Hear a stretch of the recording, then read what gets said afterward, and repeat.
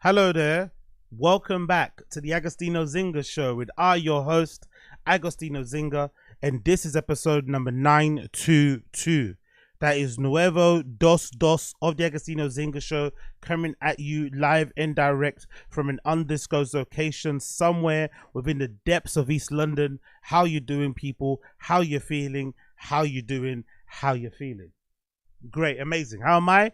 All good, all things considered, I cannot lie. I've just had my feed. I've got my fast on until tomorrow, sometime in the evening, I think. I'm going to go to the gym after I finish this particular podcast. I'm recording this roughly around 6 minutes past 6 in the flipping evening. And then as soon as I finish this, I'm off to the flipping gym, get a workout in, back here again, streaming for the random show and everything else in between. So if you're listening to this on the podcast apps, if you're watching this live via YouTube, if you're listening to this after the fact on the podcast app, if you're watching this after the facts on YouTube, thank you for joining me. Thank you for joining me. For those of you that want more information regarding what I do and shit, I've got a link tree now. I've got it all nice and neatly packed in. I'm going to have a link tree in the description, so you can always click that and check out all the links concerning myself. If you want to contact me, if you want to check out some of my DJ mixes, you want to check out my Patreon, my Kick, that will all be in one handy link tree, so I don't have a million links in my bio. Because I was looking at my description on the podcast, I didn't like all the little hyperlinks. I was looking at the description of my flipping YouTube videos, I didn't like all the mass links. I've got one nice handy link tree link that you can click on and find all of my flipping links. All I have is links. All I have is links. I have a lot of links online, but I don't have a lot of links in real life. I have a lot of links online, but I don't have a lot of links in real life. If you know, you know. There's a double entendre there. I'm on my fucking Pusha T thing. I'm on my Mace tip, double entendre. I'm using my words precisely my words are being used. Using my words precisely my words are being used. You feel me? I'm outside. Talking about being outside, I haven't been outside in a while. I've been stuck indoors streaming. I've been stuck indoors recording. I've been stuck indoors working, grafting, doing what needs to be done. But I have been thinking to myself, like, I'm starting to not like my personality, you know. I'm starting to not like my character. I kind of want to change. I kind of want to change for the better. I want to be, dare I say, a better human being. And why do I say that? The other day, a friend contacted me, someone I haven't seen in a long time. Someone who, if I'm being honest, I had a feeling didn't really fuck with me too much. I'm not gonna lie. I don't know why, but I just had like an inkling. I was like, you know what, this person doesn't really fuck with me anymore, which is okay. These things happen. I'm not somebody that gives a shit, to be honest. I'm never gonna ask any questions or, you know, wonder why. I'm just gonna let it kind of play out, unfortunately, which is not good, because when it comes to the yats, I kind of am one of those kind of wanting explanation kind of guys, you know. When it comes to the yats, I want an explanation, which can kind of make you seem a little bit wild, right? Because nowadays people are into like ghosting and stuff and leaving you unseen. And when you want explanations and you're not getting them and you keep asking for them, when you look back at the thread, you're like, rotted, I look nuts, innit? Because it's just you. It's just a bubble of you.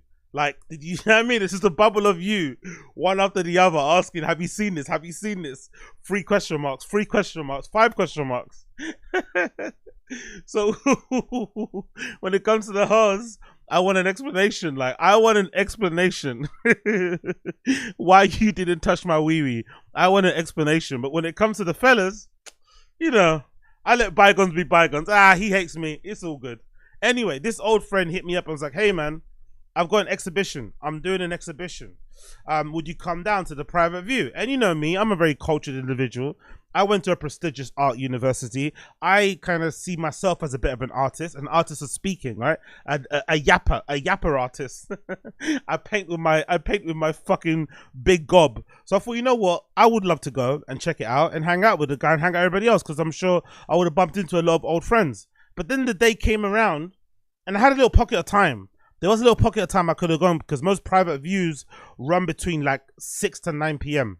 There was a little pocket of time where I could have gone to my friend's private view. I could have seen a lot of old friends. I could have hung out, drank some shitty free wine, some shitty free Chardonnay, some shitty free beer. Maybe they would have got a fucking coconut water sponsor to come down and give some free coconut water. I could have stacked up on those and put 3 in my bag and then acted like I only took 1. I could have done all that stuff, right? And then went. But I didn't go in the end. And I didn't go in the end because I had a lot of stuff to do. I had a lot of stuff to do. Like I chose staying at home, doing timestamps. I chose staying at home, recording videos. I chose staying at home, just doing what I need to be doing it in terms of my life and shit. And I thought to myself, you know what? I want to change that because I do that quite often. Someone will tell me to do someone will ask me to do something in real life. Hey, will you want to come to this place? And then I'll usually always flake. And it's usually always last minute. And I'm starting to get to a point now thinking to myself, you know what? Like as a man, you don't really have much in it. It's like how that saying goes. You don't really have much apart from your balls and your word.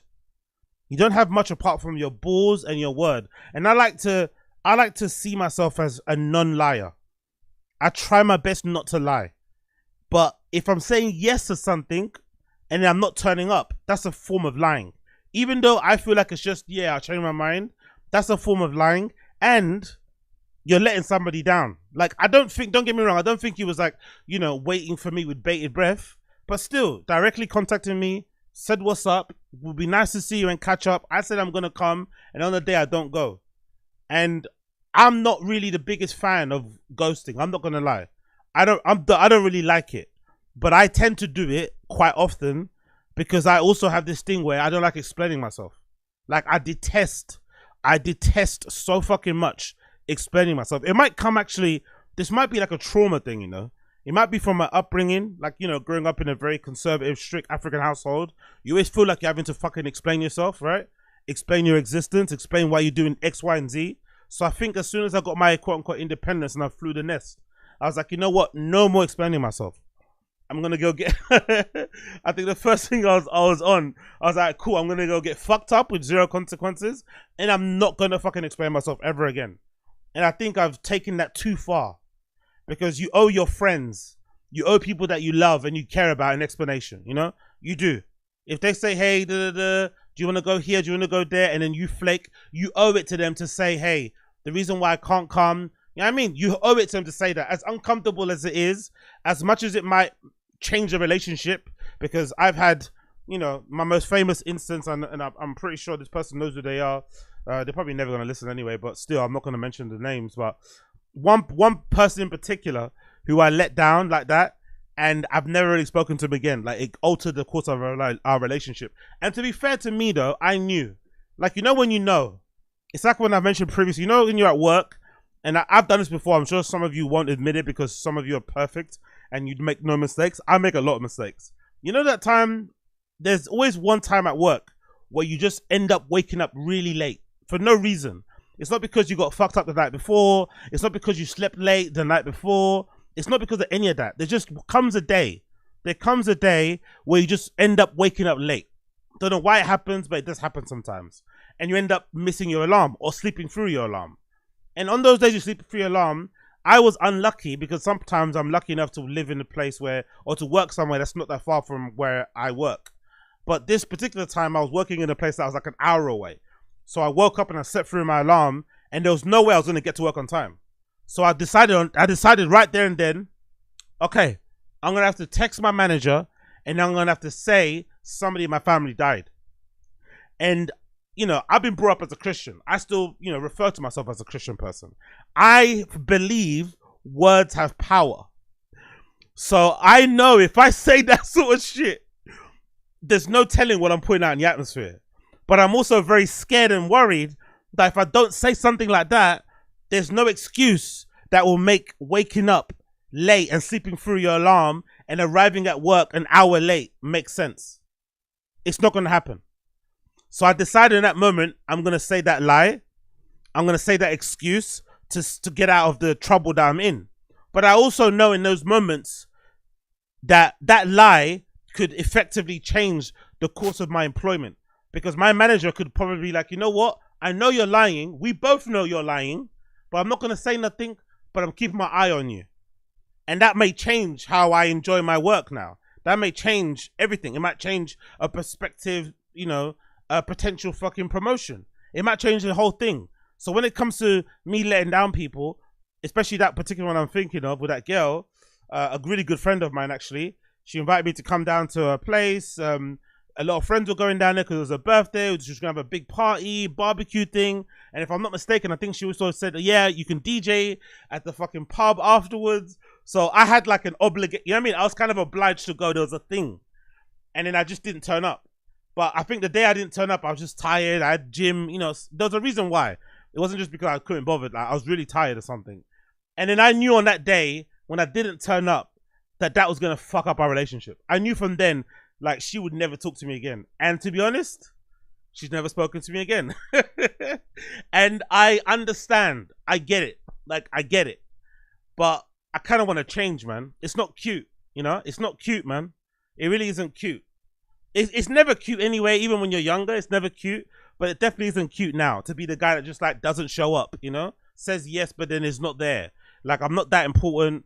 My time isn't that important in other people's time. If I say yes, it should be a yes. My word should be bond. Like, I should be one of those type of people like, hey, my word is my word. If I say yes, if I say I'm going to be there for you, if I say I'm going to be here, I'm going to be here. And the fact that I'm not doing it, it's kind of bugging me. I'm not going to lie, it's kind of bugging me. Even though I know why, I've got my reasons for it. And most of it is because I just don't feel like I deserve to be outside like that right now, you know? I'm in my grinding season. I mean, I'm in my grinding moment. I don't feel like I should be outside like jubilant, you know what I mean?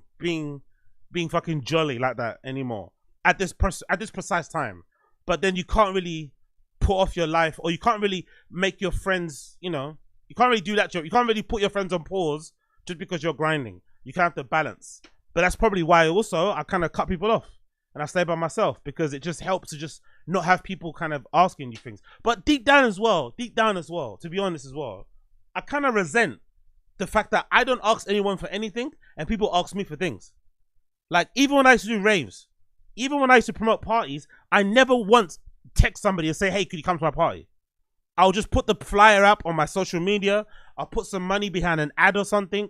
I'll hand out flyers in the street. I might put a flyer up on a wall, but I'd never text somebody or call someone and say, hello friend, you know you're my friend, right? You know you love me, right? You know you appreciate me, right? Okay, will you come to my party so that you can make up the numbers, please? I would never do that.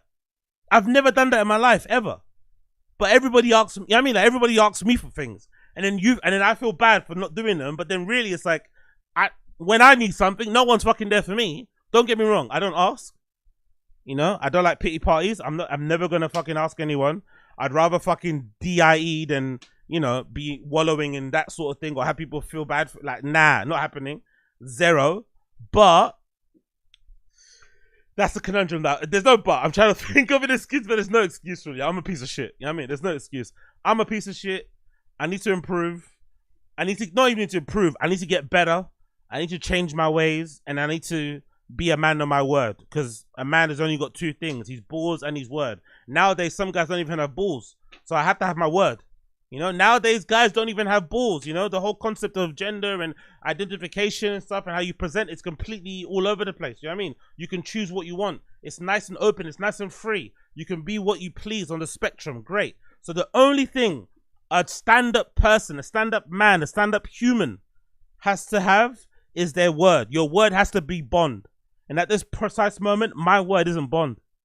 My word is fucking... My word is Shenzhen. My word is Temu. My word is AliExpress. My word is Dawson Market. That's what my word is. My word is not fucking bond, mate. My word is not even... My word is like, what you call it? What's my word? My word is Payless. My word is Shoe Zone. You know? That's my word. My word is Lonsdale. At the moment, my word is High Tech. You know? That's what my word is. Oh, man. Anyway.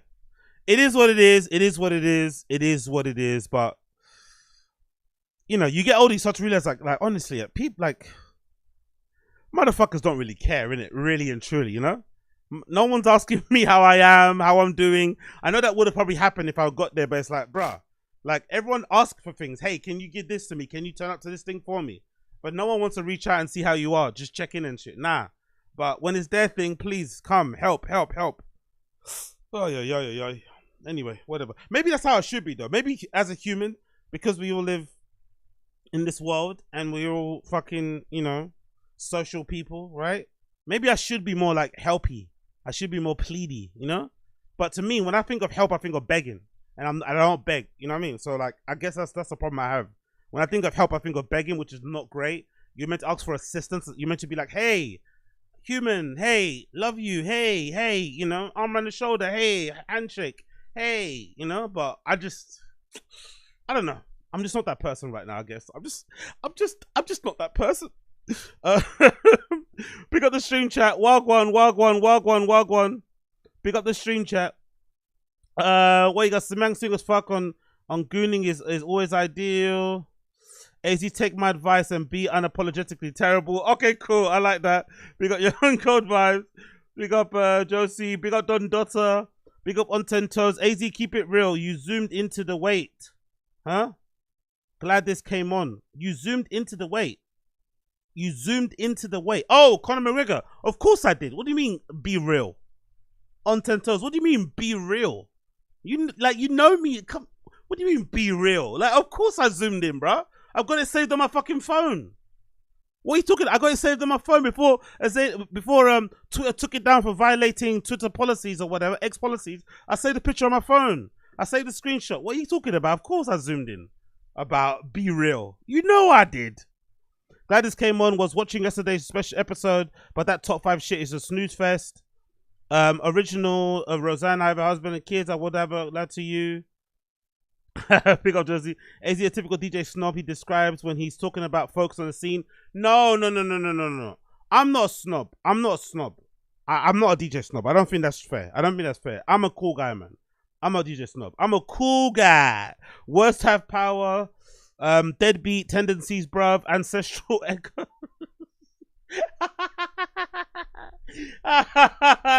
Deadbeat tendencies, ancestral echoes is fucking crazy.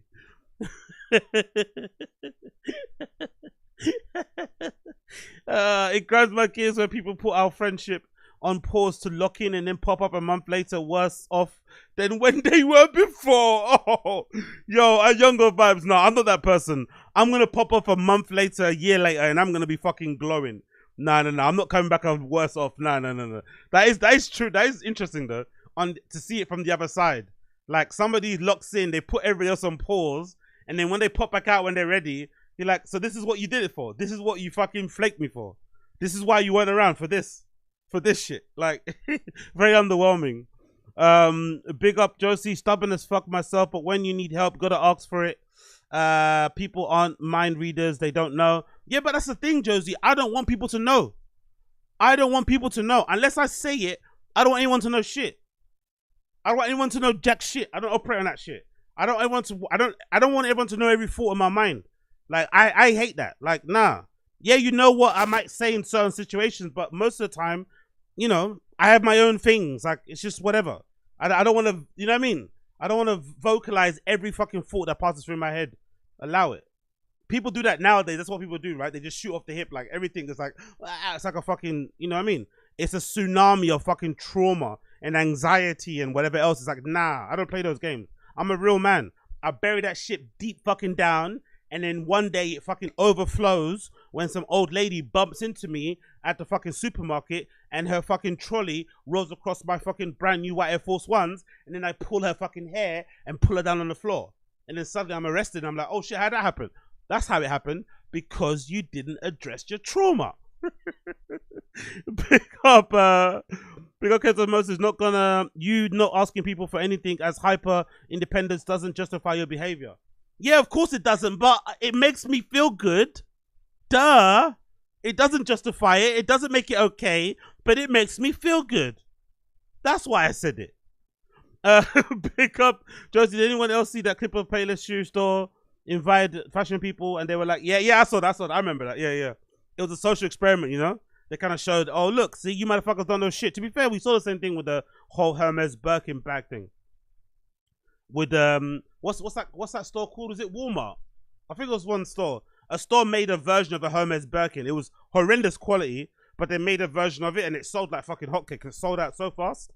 Anyway.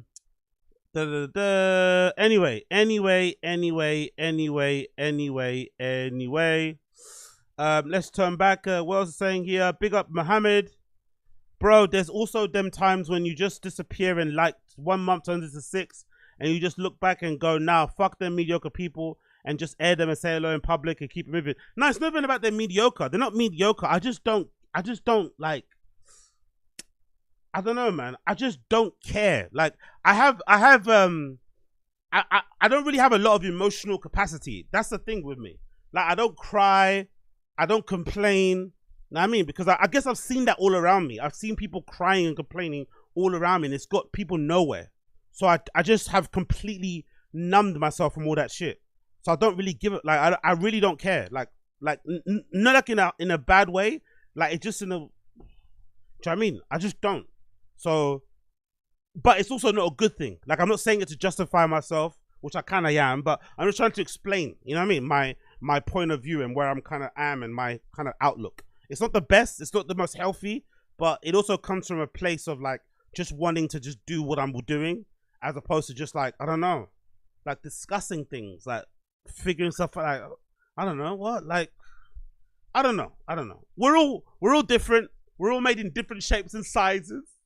We're all beautiful, right? It is what it is. It is what it is. Let's move on. Enough about me. Enough about my shit. It's fucking boring. Let's go. Loski. Fucking Loski, man. Free Loski, bro. Free Loski. Free fucking Loski. Rapper Loski arrested. Loski is believed to be the 26-year-old man arrested on suspicion of causing death by dangerous driving and having possession of a knife. The arrest followed a fatal crash on the M40 involving a black VW Golf and a blue Mercedes AMG. He's due in court on the 14th of the 7th, which is what, tomorrow, right? The 14th of 7th? Oh no, it was today. So he must be in court already yesterday. Where he'll be most likely not plead guilty for the dangerous driving, but will have to make a plea for the possession of a knife. So Loski just got out recently, actually, which is really sad. Loski is a UK rapper, UK drill artist. He was meant to be the next one up, really. He should be on the level of like a Central C, to be honest. He really should be on the level of a Central C, but he's been in and out of prison ever since he's burst onto the scene. He's been in and out of prison. I think he might have been in prison like 4 times, 5 times. And I'm assuming, if I had to guess, he's probably like 26, 27, 28. So if you've been in prison 4 or 5 times before you're 28, most likely, if you're an artist, that's gonna fuck up your career. Like, especially if you kind of blow up in 18. Like the moments where you're meant to kind of build your career up and kind of, you know, evolve and whatever, step by step, you're going to prison and it's setting you back a bit. When you come back out, you try and recover those steps, then you go back in again, and vice versa, and so on and so forth, right? So he's kind of fucking himself with these dilliances. But at this, you know, at this stage, there's nothing more you can say in it, because I know he probably knows he fucked up. But I wonder if this is just a situation where he just, in a way, he's institutionalized. Maybe that's what it is. Maybe going to prison for so early. I think he might have went in first when he was like 17 or something, and being in and out. You only know one way of living. And when I did see him on streams, I'm not gonna lie, when I did see him on streams, like the first couple of live streams he did when he came out recently, which was a few months ago, he was really like tense. I think one particular stream I watched, it kind of felt like he was sunning the host. Like he came out like he came out like somebody you'd imagine had it, like if some guy comes out of prison and goes onto a live stream to promote their music, you would assume they'd be a little bit tense. They'd not take certain things, you know, like certain jokes they wouldn't stand for, because they've still got that prison sort of mentality in their heads. But then by the end of the fucking promo run, I think when he eventually interviewed with Billy the Goat, right? That kid Billy the Goat, I think that's his name. You could tell he was kind of softening up a little bit and chilling and becoming a little bit more chill, becoming a little bit more affable and whatnot, and being able to joke about and whatnot. So it's actually a sad thing, because it looked like he was getting a hang of it, because he's really funny. He's got a really great sense of humor. Obviously a really unique rapping ability as well as rapping style. He picks great beats as well. I like his videos. Great artist, to be fair. Really good artist. I think Drake's a big fan of it as well when he first kind of popped up. So it's kind of sad to see him being in and out of prison so often, because it's essentially like stalled his career. And like Digga D, as much as I love Digga D, I think being in and out so often and your fans not being able to have new music from you, and then new artists popping up and sort of like filling your slot, you know, sometimes you come back out and those fans aren't going to be there anymore. They're going to have new favorites. So they have to be conscious of the fact that, yes, they're both talented, but, you know, talent isn't enough. You have to also be around to drop the music. And if you're not around, another person's going to come in and fill that void. And that's the kind of thing that's, I think, already happens to Digga D. So I hope it doesn't happen to Loski, but let's see what happens. I wanted to read the original article actually. This is the original article. This is police hunt for 4 people who fled from a Mercedes after a fatal M40 crash. Sorry, this happened on the 12th of July, I think, somewhere around there. It says police are trying to locate 4 people who got out of a Mercedes car and ran off after it was involved in a motorway crash that left a man dead. The vehicle was traveling northbound on the M40 when it was involved in a collision with a black Volkswagen that was traveling in the same direction just before 1:15 a.m. Thames Valley Police have said the driver of the Volkswagen, 27-year-old man from High Wycombe, died of his injuries. God almighty, bro. So Loski was in the car that ended up being in a car crash, which ended up killing some 27-year-old innocent guy. God almighty, bro. I don't know what it is about vehicular homicide. I'm not sure how it works. I'm not sure if you're in the passenger seat and you're not driving, if you can be liable for that death. Will you also be charged for manslaughter or something else? I'm not too sure. Because if he wasn't behind the wheel, he's gonna have some chance of, you know, getting off on this. But if he was behind the wheel driving, it's gonna be a situation. I'm sure they're not gonna be able to test for drugs because he ran off, right? I think that's why people run off, because I've seen that a lot in like the news. I've seen a lot of news articles of people being involved in car crashes and running away. John Johnson happened recently, a few others, even that comedian Jeff died, hangs on Brendan Schaub. I think the tactic is to run away. When you run away, they can't then drug test you because, you know, you've been away from the car scene and there's no telling when and where you took what you took. So that can kind of help you in that respect. But yeah, for his career, he better pray he wasn't behind the wheel. He better pray he wasn't behind the wheel. The force added that his passenger, a man in the 20s, sustained serious but not life-threatening injuries and has been taken to hospital. A 26-year-old man from Beaconsfield has been arrested on suspicion of causing death by dangerous driving and possession of a knife, blade, and pointed article in public space. So that's Loski, I think, because I think Loski's 26. I said yeah, and that might be Loski, because he said he got arrested for suspicion by death of dangerous driving and possession of a knife. He remains in custody. However, police are still trying to locate 2 men and 2 women who got out of the blue Mercedes and left the scene on foot. Police are appealing for witnesses and dashcam footage following a collision near Junction 2. Fucking hell, man. Absolutely tragic. And here's a picture actually courtesy of the Sun, so you can get a better idea of what happened. I'm assuming this is the AMG Mercedes that Loski was in, this blue one. And then the victim's car is that Golf there. That looks like it's completely been rear-ended. That Golf looks like it's completely blitzed. And the Golf is right there, right? The Golf is there. And that's the AMG. Fucking hell, man. So fucking tragic. You know what's weird as well about this, looking at the car? Maybe that's how car crashes are just weird like that. It says that the driver died of his injuries, right? But if you look at the Golf, it's only the back of the car that looks like it's been smashed. So maybe whoever the car that Loski was in rear-ended that other car. So I've never seen that, like a driver dying from being rear-ended, but the front of the car isn't that fucked up. Like obviously the front bumper is obviously hanging off, but the bonnet looks fairly intact. So I wonder what caused the death. I wonder what caused his injuries. Maybe he got jolted really hard. Maybe something in the car smashed him on the head or something. It's really interesting. Like the back of the car is obviously fucked, but the front is fairly intact. But the driver still died. Fucking hell, man. Horrendous. Horrendous. This is one of the worst ways to go, by the way. Not gonna lie. This is one of the worst ways to go. Like, not gonna lie, worst ways to go. Like, you just driving, mind your own business, and somebody being reckless, maybe high off balloons, maybe drunk, you know what I mean? Crashes and then you die. And it always happens that way. It's always, it's never the person in the car that dies. It's always the other people around. Like, and I remember somebody explaining why that happens, because I remember watching this one video, or this one article of this lady in America who was depressed or something. I think her boyfriend broke up with her or something. So she jumped into a Mercedes and just started going super fast down one road, like 100 miles per hour, crazy fast. And obviously she went past a certain light, she blitzed through lights, and she ended up like smashing like 4 cars. And one of the cars contained the whole family. She wiped out an entire family tree. I think there might be Mexican people as well, like entire family wiped them out. But the woman was alive, able to stand trial. I was like, how does that happen? How do you drive 100 miles per hour, smash into mad people? But then I guess it's a physics thing. Because that car's traveling at a certain speed and those other cars aren't, you know, most likely that's what happens. Because you'd imagine if that car's traveling at a really high speed and it hits that car with force, that car's going to get more damage. It's probably a physics thing. But yeah, it's a crazy situation for Loski, man. Absolutely crazy situation for Loski. He's in fucking big trouble. Let's see how it pans out. Hopefully he wasn't behind the wheel. Hopefully he was one of the passengers and shit. But still, it seems like trouble just keeps following this guy, man.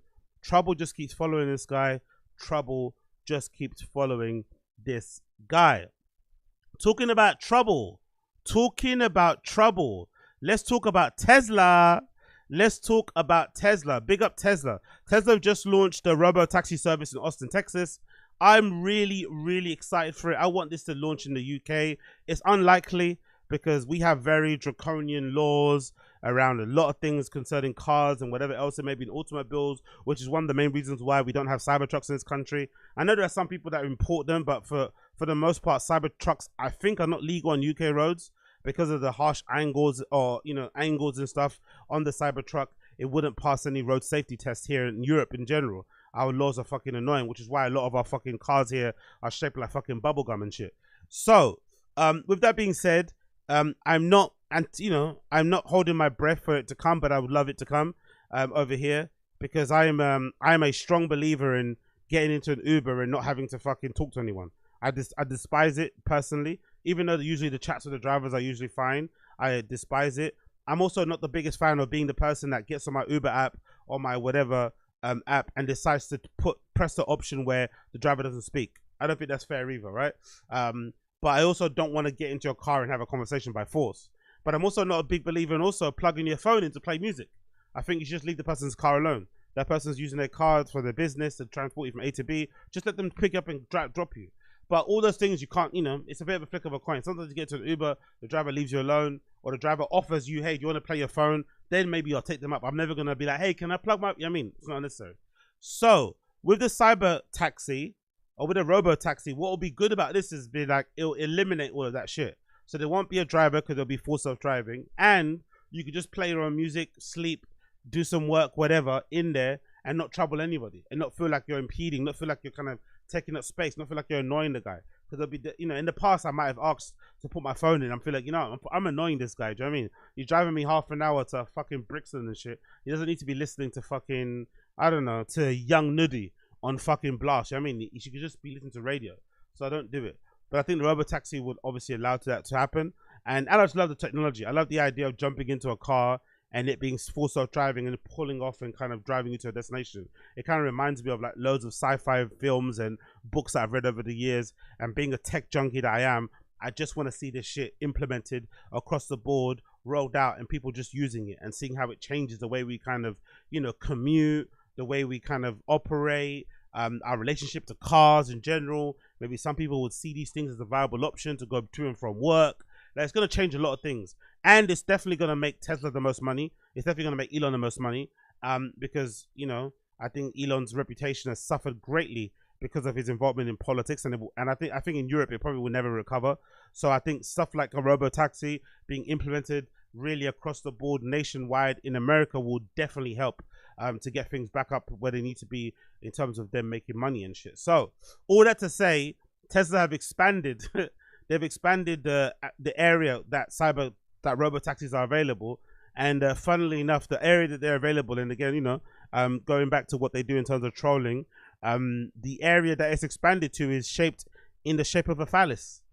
That's the funny situation here. So I think some random user on Twitter basically said, hey, if you do expand, maybe you should expand it in this shape.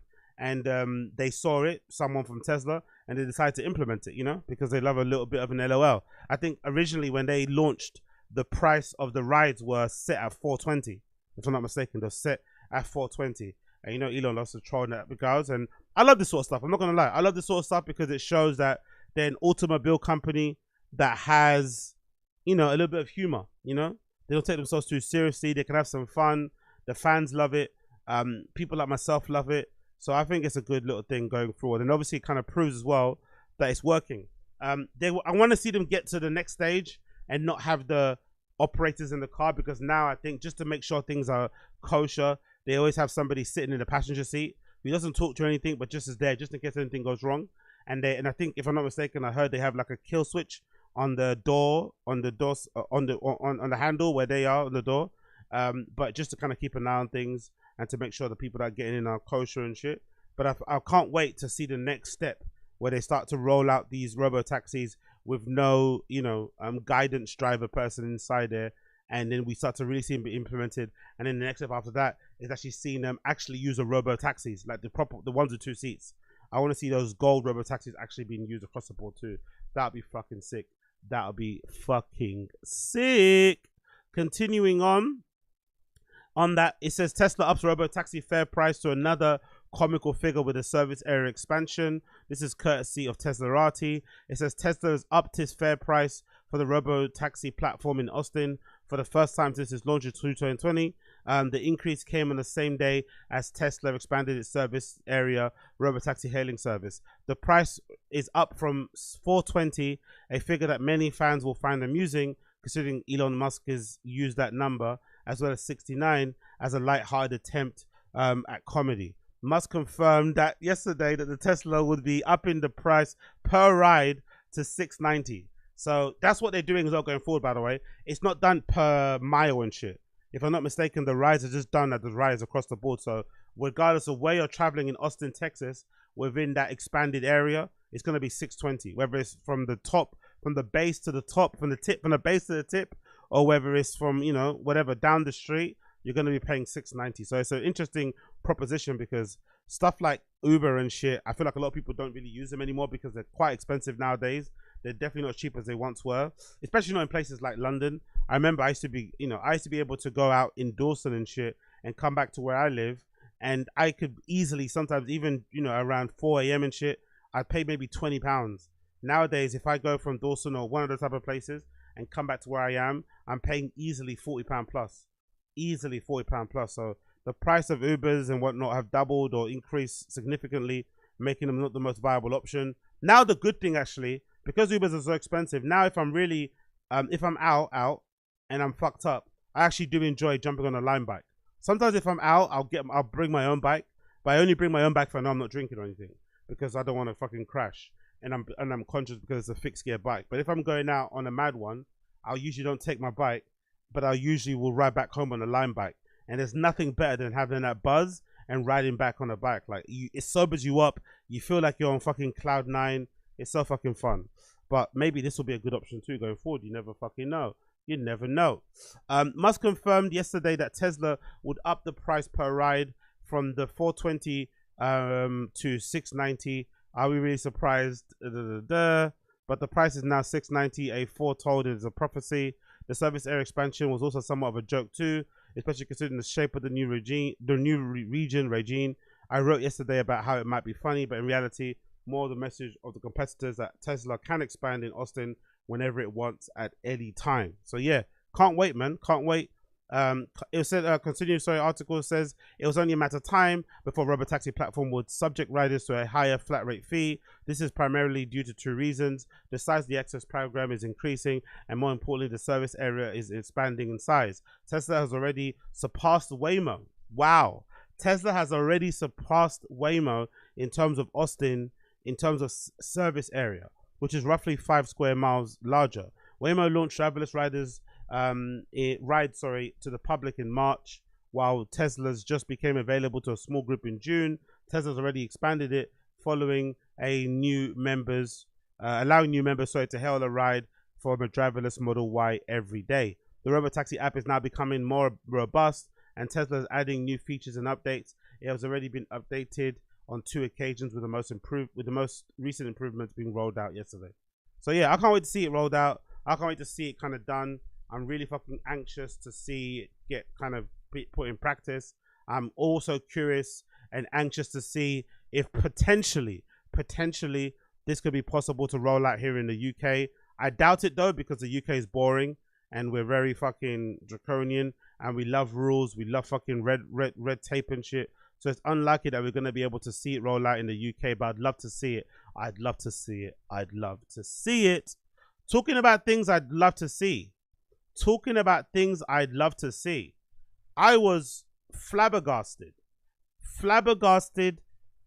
shocked, and somewhat impressed when I opened the timeline and I saw Azealia Banks had posted, "How you gonna send a bitch some crooked dick pics, then threaten her not to tell? At Notorious MMA, N-word, Do you know who the fuck I am? This is haram. So in case you're wondering, what I'm reading is a status, a fucking Twitter post from Azealia Banks, where she decided to then post 2 pictures, 2 screenshots from her Twitter DMs of Conor McGregor sending her full head to toe naked dick pics. I don't think could you call it a dick pic, or is it a naked fit pic? Is it a naked fit pic, or is it a dick pic? If you're taking a full mirror head to toe picture. And by the way, big up his mirror, big up his walking wardrobe. He must have a decent thing that going on there, because he was able to get his whole, you know, from the top of his head to the soles of his feet in there. And if you guys know, if you've ever taken fit pics and you're about your outfits, you're about your fashion, you'll know how difficult it is to find a mirror sometimes that can, you know, take you all in, cock included. So the fact that he was able to get all of his shape in, including the fucking weapon, is a fucking sick deal. But when I saw this, the first thing that came to mind was, oh my God, I am so happy that I generally have a stance of like no dick pics. Generally have a stance of no dick pics. And I have to say, like, I've lost out on some situations because of that, you know? I've lost out on some situations because of my reluctant refusal to send a fucking dick pic. Because I never understood them. I'm not going to lie. Maybe because I enjoy the female anatomy way more, but I've never understood why a dick pic will be an alluring thing anyway. They don't look that great. There's no way you can make a dick pic look good. Do you know what I mean? It's really awkward. It's very aggressive, I feel like. Even if you're engaging in some like sexting with somebody, I feel like sending a dick pic is super aggressive. It's like, bong! You know what I mean? It's like, ha! Shut got you, bitch! You know what I mean? It's like jumping in front of a girl. Like, it's like jumping in front of a girl down a dark alley. And then you jump in front of her like, you know what I mean? There's no way you can't shock somebody with that. It's a bit much, you know? It's a bit much. Whereas if a girl sends you a picture of her boob, a picture of her boob in bras, a picture of her bum crack, a picture of her fucking knee, right? Let alone of a JJ. For most guys, that's a very alluring. Don't get me wrong, there's something a bit weird also about a girl just lying in bed with her legs spread and sort of like, you know, doing that hand motion. There's something a bit strange about that, right? It's a bit like, right? It's a little bit goony. Like, look at that. You came out of that. Have you seen one of those? You know, it's a little bit strange. So I don't really understand that. I'd rather use my words, you know, send a little cute voice note here and there. But I'm not with the dick pics. I don't get it. I've never got it. Like, it doesn't look good. Like, you have to take many angles, many areas. You take one, you realize you have a hair there that isn't meant to be there. Then you have a mole there. Then you're conscious of if it's hard enough. Does it look like, you know what I mean? It's just, it doesn't make sense. I've never understood it. Would never ever do it. I don't fucking get it. Personally speaking, I don't get it. So when I saw this, I was like, oh my God, what a nightmare. But then the other thing I was thinking to myself, I was like, oh, you know what? I bet you this is what happens when you're on too much coke. This is what happens when you're on too much coke. This is what happens when you're on too much, and oh no, too much drugs anyway. Forget only the coke. Too much drugs. This is what happens, because when you drink, you just fall asleep, you get tired. But when you're on the actual vitamins, you're tingling. You know, like on Super Mario, where you get all the coins and you're like, and it's running. You're like Super Mario. Like, you're tingling, you're sparkling all over the place. And for whatever reason, when people are sparkling on that place, you send stuff that you would never send if you were not sparkling. Let's just say that. You send DMs, you send messages that you would never send if you weren't on it. And I think that's what happened. I think he was on like a 60 plus hour bender, you know, steaming. Most likely in the next room, he had a plate. Most likely in the next room, he had a plate that was racked up with lines, right? He probably had his little Bluetooth speaker playing some tunes, right? Playing some Michael Bibi remixes, playing some Powser tunes, right? He probably had that playing some clone sets and shit. And he popped into the mirror, saw his hammer and thought, bang, take a picture. The thing that surprised me though about the picture was that the second picture contained his obviously full body with his dick out, but he also had a weight at the end of it. And I'm wondering, what is that? Is that like a thing? Like, I was wondering, does that work? Does that grow your Johnson? Because when I zoomed in, he had like a black band around his piece, And then that band was then tied to like a girl's weight dumbbell. Maybe it's like a pound or something. One of those like really small, dainty dumbbells.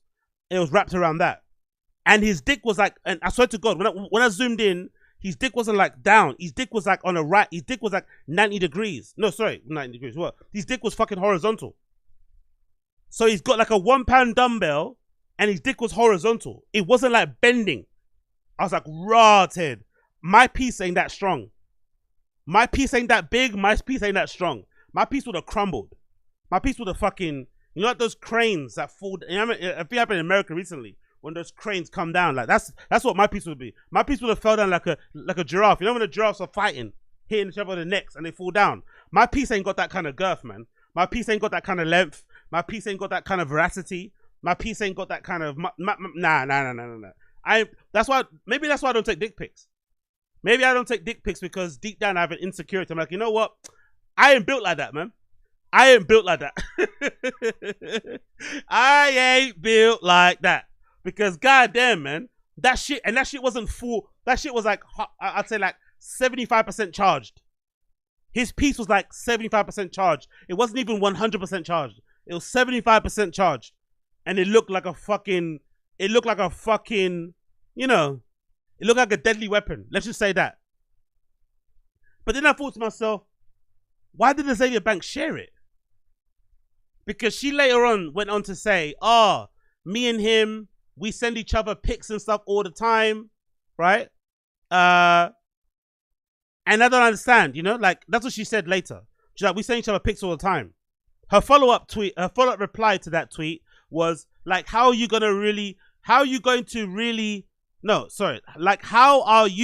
really going to sexually harass me with a potato farmer dick, then threaten me not to tell? Honey, ain't you trying to be the president of Ireland? What is it giving, fam? Use some fucking sunscreen, damn. So I don't get that, because she then went on later to say, we've exchanged pictures before, me and him. But then I was thinking to myself, there's no making sense of this. This is fucking Azealia Banks. There's no rationalizing this. This is Azealia Banks. So let's imagine a scenario where Conor McGregor has been sniffing coke for the past like 4 days in a row, 5 days in a row. He's been up non-stop doing his thing. He's feeling fucking frisky. He's getting into some DM flirty conversations with Azealia Banks. And then he sends a dick pic, because they've been sending pics to each other. She sent him a picture of her boobs, right? It's a bit insane for her to then to expose him, if you think about it.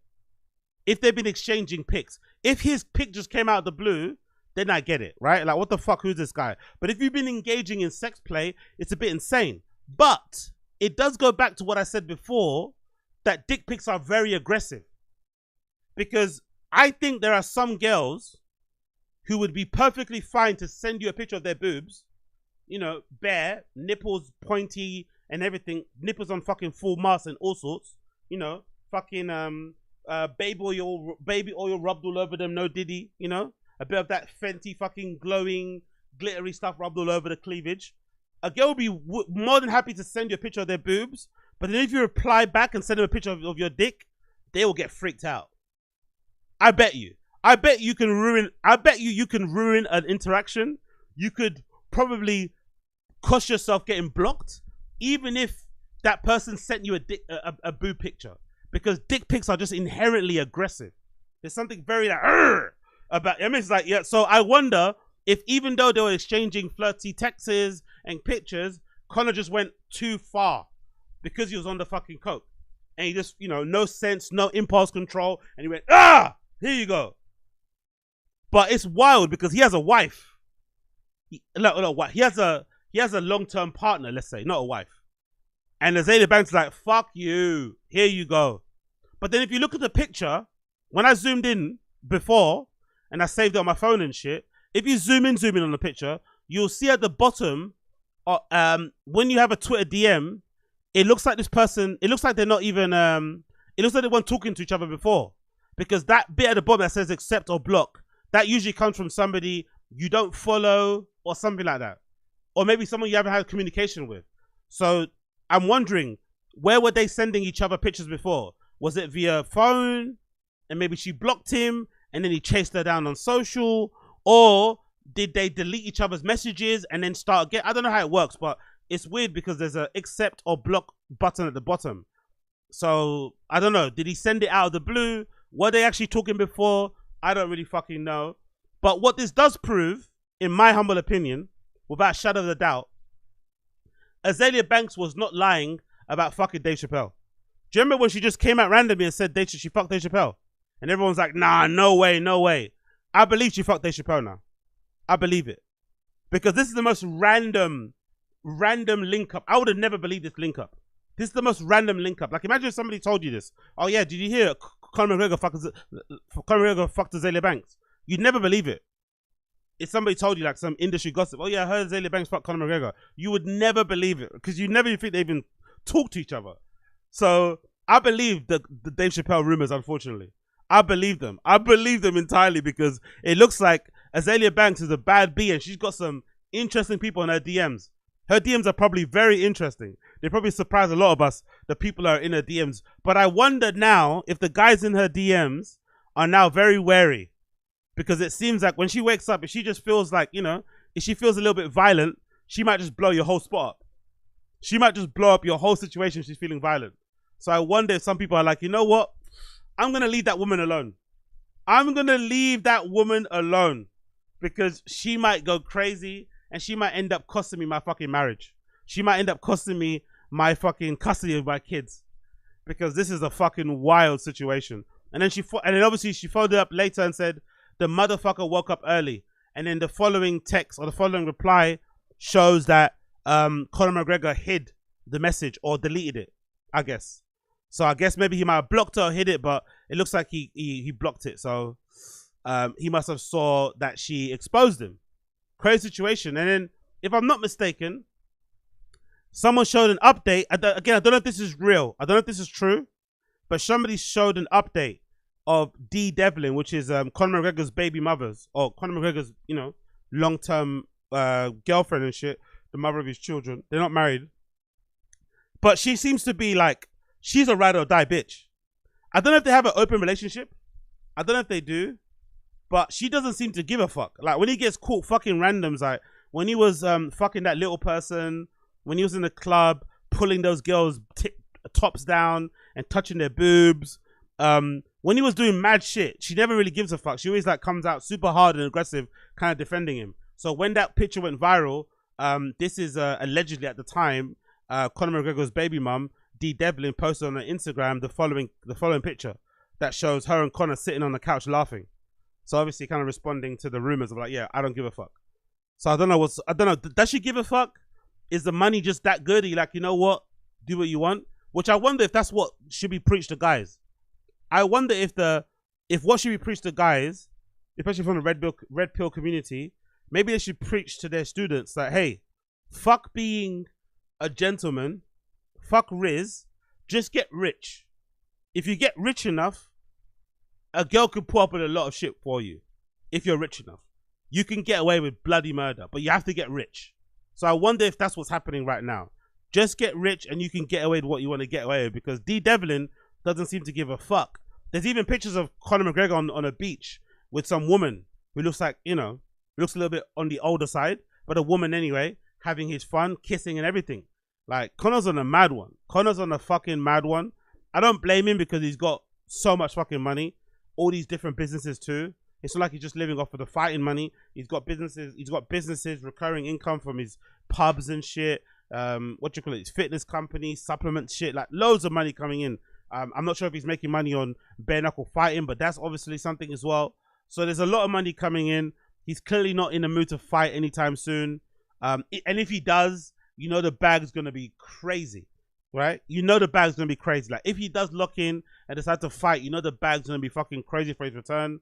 I've heard, I think he offered himself up to fight on that card at the White House. It's gonna happen next year, which I think is unlikely, to be fair, because, you know, he'd have to go on he'd have to detox. It's not just a fight camp. He'd have to detox for real, because he's been indulging. He's been on the, you know what I mean? He's clearly been on the fucking adult vitamins. So he's going to need a real strong detox to get himself in fighting shape. But I don't think he's probably in the mood, which I understand. But it must be an interesting situation to be in, to be able to be, you know, exposed the way he did and not really suffer any consequences. Like he's probably not sleeping on the couch, you know. He's probably not in a doghouse at all. You know, D Devlin probably still made him a cup of coffee in the morning. Must be nice, man. Must be fucking nice, because some of us, myself included, have gotten in trouble for liking pictures. You know, gotten in trouble for fucking following certain people. This motherfucker gets, you know, people take pictures of him fucking touching up women that aren't, you know, his baby mum or aren't his missus, you know, gets exposed in the DMs, and everything is kosher. Everything is fucking kosher. He's living a life, man. Big up Conor McGregor. Big up blood clot Conor McGregor. Talking about big up, I've discovered something new that I didn't know existed. That is PIP. Personal injury. I forgot what does it stand for? What does PIP stand for? There we go. PIP. PIP is this. PIP means personal independence payment. So it's been going viral on my side of social media. It says as follows. PIP can stand for several things, but most commonly referred to as personal independence payment, a UK welfare benefit for people with long-term health conditions or disabilities or performance improvement plan, a document used in the work. Anyway, personal independence payment is a benefit from the Department of Work and Pension. It helps people with extra costs you have to pay when you have the long-term ill and disability. Now, you know why this is important? Because recently the government were going to cut some of these funds, cut some of this welfare. And I didn't know that there are some fucking cheeky motherfuckers, especially Gen Z kids. There are some Gen Z kids who have kind of used PIP to basically, I think they've used it to get money from the government because they have like ADHD, they have depression, something along those kind of lines. And other people are using government, you know, are using loopholes to basically get themselves nice cars. Now, if you don't live in London, if you don't live in the hood, if you don't live in the ends, you won't know what I'm talking about. But if you live in ends, you know what I mean. I've noticed, and I've kind of said it to myself, I've never really vocalized it, but I've noticed in the last, like, what, 3 years, 4 years, a real big increase in the amount of people in my ends, and I live in the hood, I don't live in a fancy place, I live in the, I live in the slums. I've noticed a real increase in people buying or driving, new shaped cars, whether they're Mercedes, whether they're BMW, whether they're Audis. And I'm sure if you live in London and you live in the ends, you live amongst, you know, your fellow immigrants, right? Your fellow non-Caucasian people. I'm sure you've noticed a few people that you know driving new shaped Benzes, new shaped Mercedes, new shaped Audis. And I was thinking to myself, rah, is finance that good? Are you able to get a finance on that car? Like, rah, okay. I thought finance on that car would be like, you know, $1,000 or something, or like £700. That's a lot of money. That's like rent. But now I'm finding out that a lot of these motherfuckers, they're on this program, this PIP thing. But obviously, me, my fucking idiot self, I found out about this too late, because I think now they're closing the loopholes. They're making it a lot harder to get it.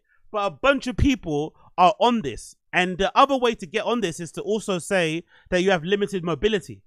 So there's a version of PIP where you can get a car. And don't ask me how this makes sense. But somehow, if you say you have limited mobility, not disability, but limited mobility, you can get a car at a reduced rate. So basically you pay like peanuts compared to what you pay on finance. And if I'm not mistaken, there's also an option to pay, like, let's say you Klarna a Mercedes AMG. You Klarna it via this PIP thing. You pay a small amount, like maybe like, let's say £200, £100 for it per month. And then if I'm not mistaken, there's a way where you can end up owning the car at the end. You can end up, quote unquote, paying it off and keeping it.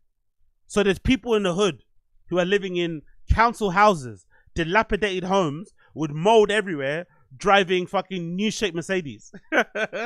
Just having a blast because they're on this disability mobility thing. It's so fucking crazy. And why I say this is because this is an example of somebody who's on PIP. This lady was, you know, she was parked up on the side of the road at a very weird angle with the lights on and shit, and it went viral on my side of social media. But this is an example of the type of person that's on PIP, who's on a mobility incentive welfare program thing. And look at the car. Look how nice the car is.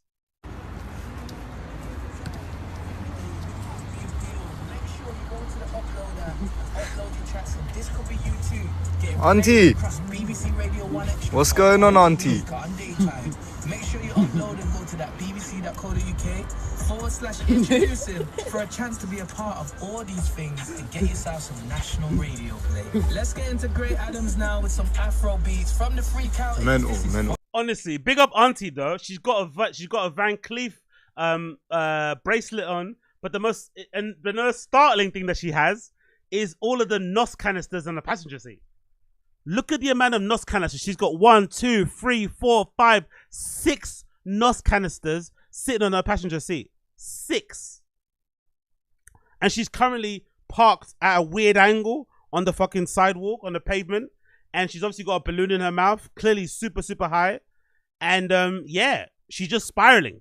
She's fucking spiraling. This auntie is fucking spiraling. But she's also sat in a very fancy car, a very new car, a very new reg car. So this is what people are doing, the whole PIP thing. That is fucking crazy, man. Like, I didn't know it's a thing. And I know there's some people that are doing it also for like mental health, if I'm not mistaken. Let me see. I'm sure there's a mental health PIP as well. So there's a PIP mental health. So kids were getting like benefits that were like, you know, crazy amounts because of this little loophole. So some people out there have been keeping, but it's I think better than PPP in America because people have been very quiet about this. I haven't heard about this myself. I haven't heard about it on the streets. I haven't heard about it online. Only recently I heard about it because the government wants to kind of take away some of the funding and kind of lower the amount people get. But I think unlike PPP in America, people weren't really yapping about it. They were keeping it to themselves on the low. That's how I think they got away with it for so long. Yeah, so yeah, you can claim PIP for mental health conditions if they cause difficulty with daily life and mobility. PIP is not based on diagnosis itself, but on how the conditions affects individual ability to perform certain tasks.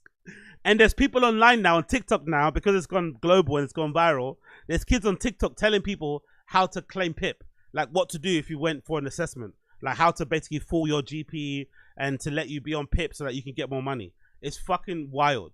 But there's this kid actually. Where's this kid? There's this kid that filmed the video. Have I got the video? There's a kid that filmed the video where he kind of speaks about it, where I want to show you. Let's see if I can find it. Where is it? Don't I have it here? Bear with me a second. I'm sure I had a video of somebody who kind of explained how to be on PIP exactly. And it was fucking wild. Let me see if I can pull up here. Big up everyone in the stream chat. If you're here and you're queer and you're enjoying what you're seeing what you enjoy, make sure you smash that like button, help a brother out, all that good shit. That'd be way appreciated. Where is it? Do I have it here somewhere? Do I have it? I don't know. Maybe I don't have it actually. Where do I have it? Maybe it was here somewhere. There was this image of this guy that was explaining it to everybody how to get on PIP. Let me see if I have it. Did I load it by accident or did I not load it? Maybe I didn't. Maybe I didn't, unfortunately. It looks like I did not. It looks like I did not. Nope, looks like I did not. Unfortunately, it looks like I did not. I probably forgot to fucking load it on the right place, I think. Where is it? No? Tunello. Is that the one? Maybe it's that one. No, it's not. Is that one? It's not that one, is it? Can't be that one. Okay, cool. Doesn't matter. Let's just continue. I'll show you something else for the time being.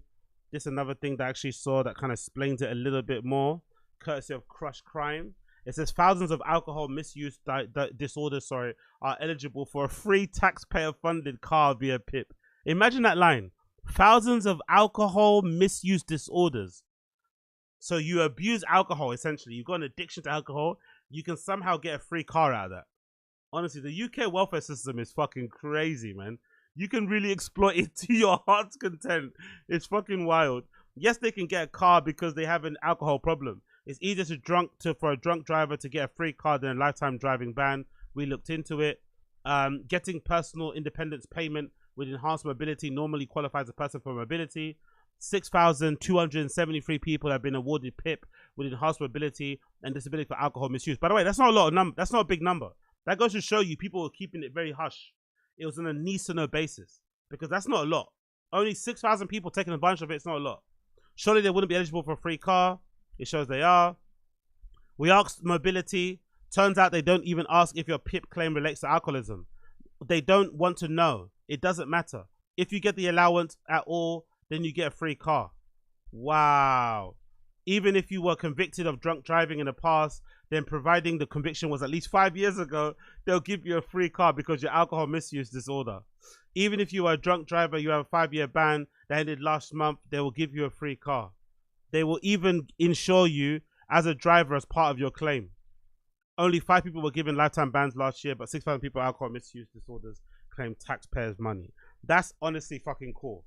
That's why I should probably get my license, isn't it? I should probably get a license for that indeed. To kind of take the piss out of this fucking pip thing and get it. Like, that's fucking crazy. I guess I have to walk in with a limp or something, right? I got to walk in with a limp, you know? And kind of do all that whole shebang. But it's absolutely crazy. Absolutely crazy. Moving on. Let's talk about Destroy Lonely. Destroy Lonely. He's cheesing in this picture, but I'm sure Destroy Lonely is not cheesing in real life because this is fucking crazy. Destroy Lonely catches heat for allegedly pressuring a fan to jump off stage and getting injured. So this happened in Romania. There's a festival there. I forgot. I think, what's it called? Is it called Splash? What's it called? Yeah, it's called Beach Please.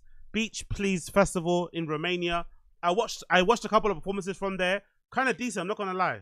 They were live streaming the whole thing on YouTube. Check them out. I think it's Beach Please. It's a really decent festival, and there's a ton of Romanian artists performing there. And I quite like to see like who local people perform, because a lot of these foreign festivals tend to always fill their lineup with like American acts or like English speaking acts. So it's quite cool in a country like Romania that they still promote their local artists. So then I think I saw the other day, I saw Sway Lee perform. But after Sway Lee performed, a local Romanian artist came out, and I swear to God, that Romanian artist got way more love than Sway Lee. So I love that the Romanian kids, although they might like Sway Lee, when their local hero comes on, they go fucking crazy. So, you know, it's kind of fun to watch. But anyway, Destroy Lonely was headlining on the days, and he was on stage doing what he does, right? Going crazy. And a kid jumped on stage, they were jumping around, having a good time. And in the fucking heat of the moment, the guy decided to try and stage crowd surf, right? Jump in the crowd, stage dive. But unfortunately, the stage is a real far distance from the crowd. Like, it's quite far. So he didn't make it. Essentially, he didn't make it. Let me show you the clip. It's kind of aggressive. Hopefully I don't get taken down for this. But this is a clip of Destroy Lonely and the kid on stage and him not making it.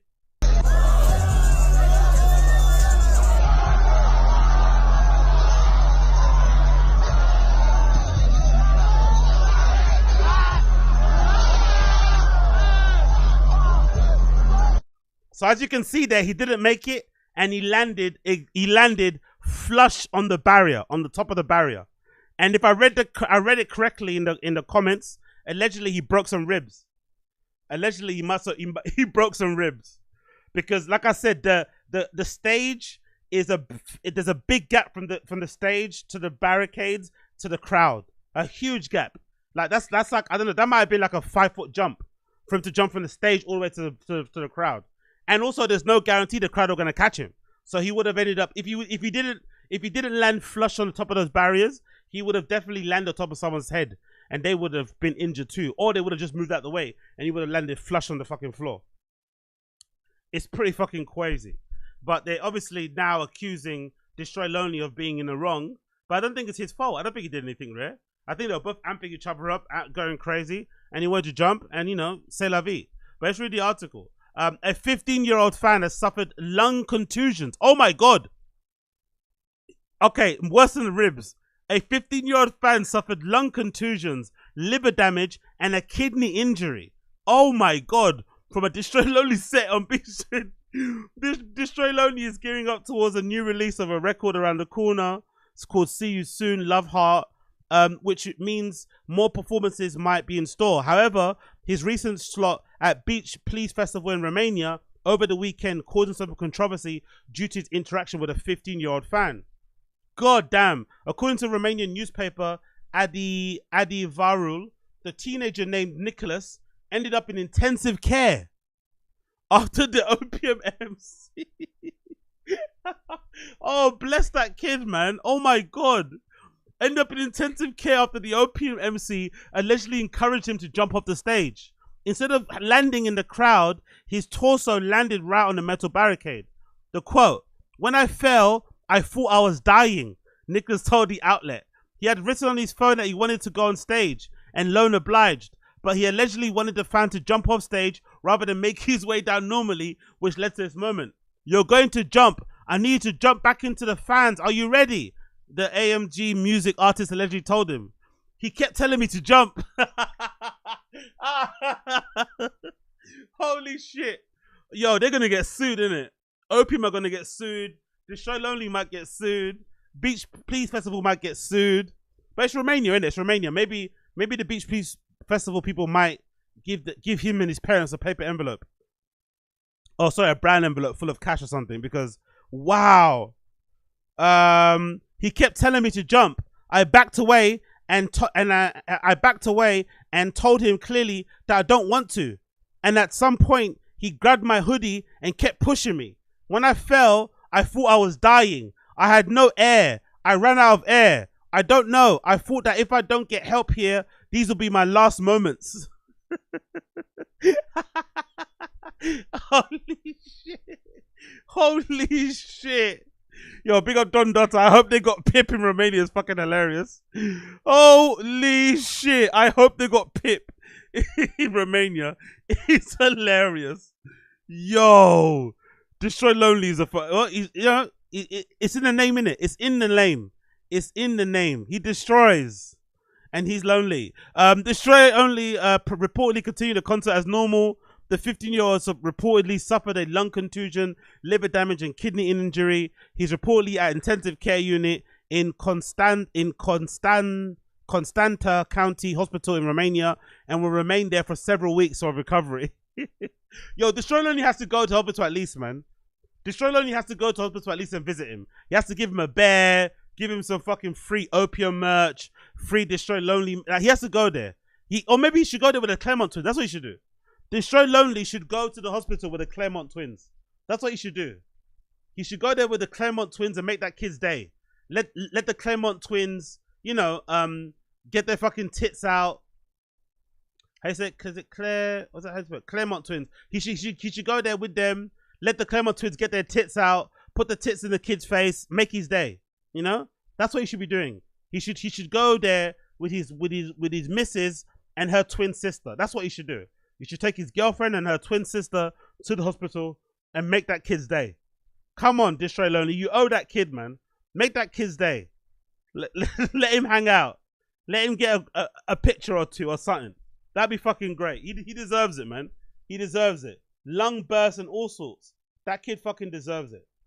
He fucking does. Help him out. Help him out, please. For the love of God, help him out. But get well soon to that kid, man. Get well soon to that kid. Get well soon to that kid. Talking about get well soon. Megan Thee Stallion's in a bit of trouble. Megan Thee Stallion and Rock Nation can't dismiss a cameraman's lawsuit over an alleged car sex incident. So I'm sure some of you guys are aware. Might have been a few months ago, maybe last year. Her photographer and videographer and vlog guy accused her of sexual harassment or something along those kind of lines, and it kind of stemmed from Megan Thee Stallion a few times basically forcing the guy who was gay to watch her getting off with girls. You know, when they were high and drunk and shit, they'd get a bit frisky in the back of the fucking car, and I guess he'd be filming some stuff for the vlog, but then when they get frisky, he'd kind of turn away, and she kind of forced him one time to watch, and he felt very, very uncomfortable. Then I think she might have fired him, which obviously is not the greatest thing, because that kind of, you know, would make you believe that she fired him because he wasn't comfortable with watching the, you know, the little freak off in the car. And I think that was then gave him ground to kind of take her to court and shit. So it's a bit of a dicey situation. And the funny thing is about it is that it's really cut and dry how bad this is, but she doesn't seem to be getting any blowback from this. And it's really apparent to me anyway, at least, that there is a real double standard when it comes to sexual harassment. Because if a guy would have done this, if there was a male rapper who was fucking, even if he was fucking a guy, it doesn't matter, and he forced his female videographer to watch, like, social media would have exploded. You'd be called all sorts of names: grooming, abuser, diddler, rapist and shit. You know what I mean? Your life would be over. Your career would be in the mud. But for some reason, Megan Thee Stallion could do the same thing, but it doesn't seem to stick. And I wonder if it's because she's gone through what she's gone through with the whole Tory Lane shooting and people feel bad for her, or if it's just a double standard with women, because it involves women. It's just a double standard. Like if a woman rapes a guy, it doesn't have the same you know, it's not interpreted the same way as a guy forcing themselves on a woman. Which, you know, I'm not really calling for the equaling of double standards. I would just love us to live in a world where we know that's a thing and to maybe react accordingly. Because I feel like sometimes the reactions to like workplace sexual harassment in the entertainment industry, especially when it involves men, is a little bit OTT, especially because most instances are case by case, you know? It's a little bit OTT. Like if a story comes out that an artist had an uncomfortable experience in a record in a studio with a producer male because he was asking too many sexually aggressive questions, people will treat that guy the same way as if a guy who was accused of forcing himself on a woman, when really they're like different things, you know? There's different levels of that sort of like scumbag behavior. And I wish we would do that, because clearly we do it with women. Clearly when this sort of instance, people are responding to it like, oh, it's not that big of a deal, which I understand, because technically, you know, you could say it isn't, but you know, if the roles were reversed gender-wise, people would be making a big stink about this. But hey, what do I know? Let's read the article.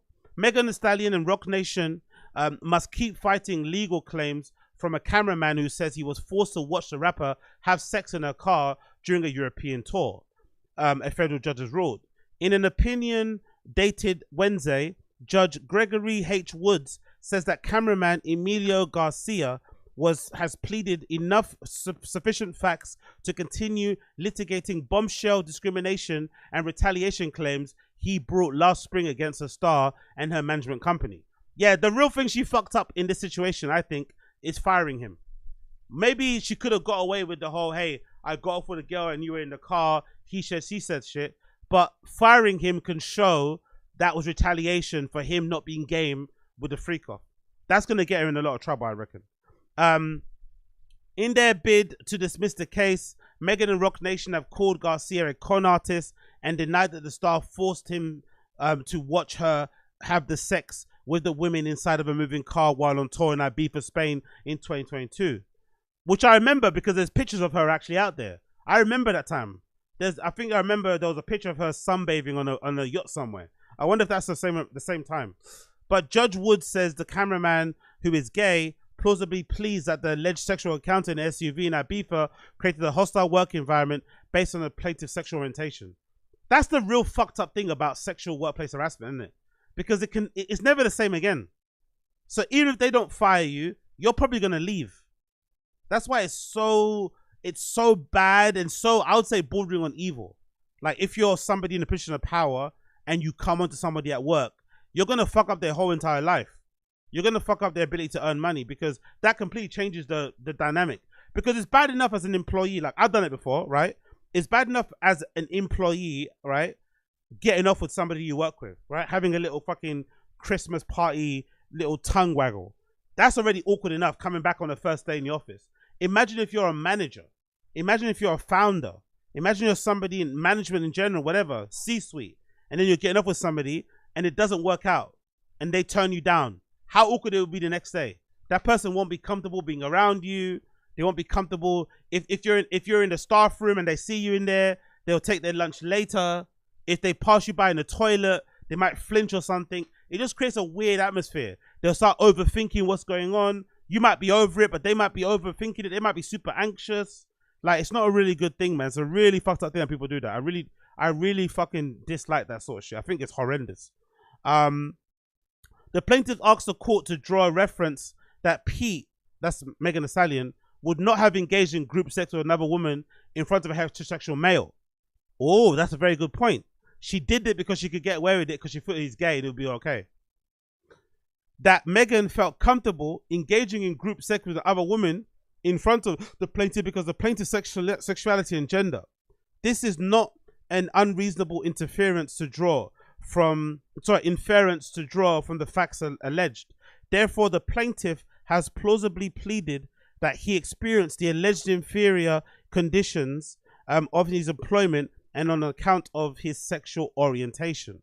The order also declines to dismiss Garcia's retaliation claims against Megan and Roc Nation, which alleged that he had hours and pay rate cut back after complaining about the SUV incident.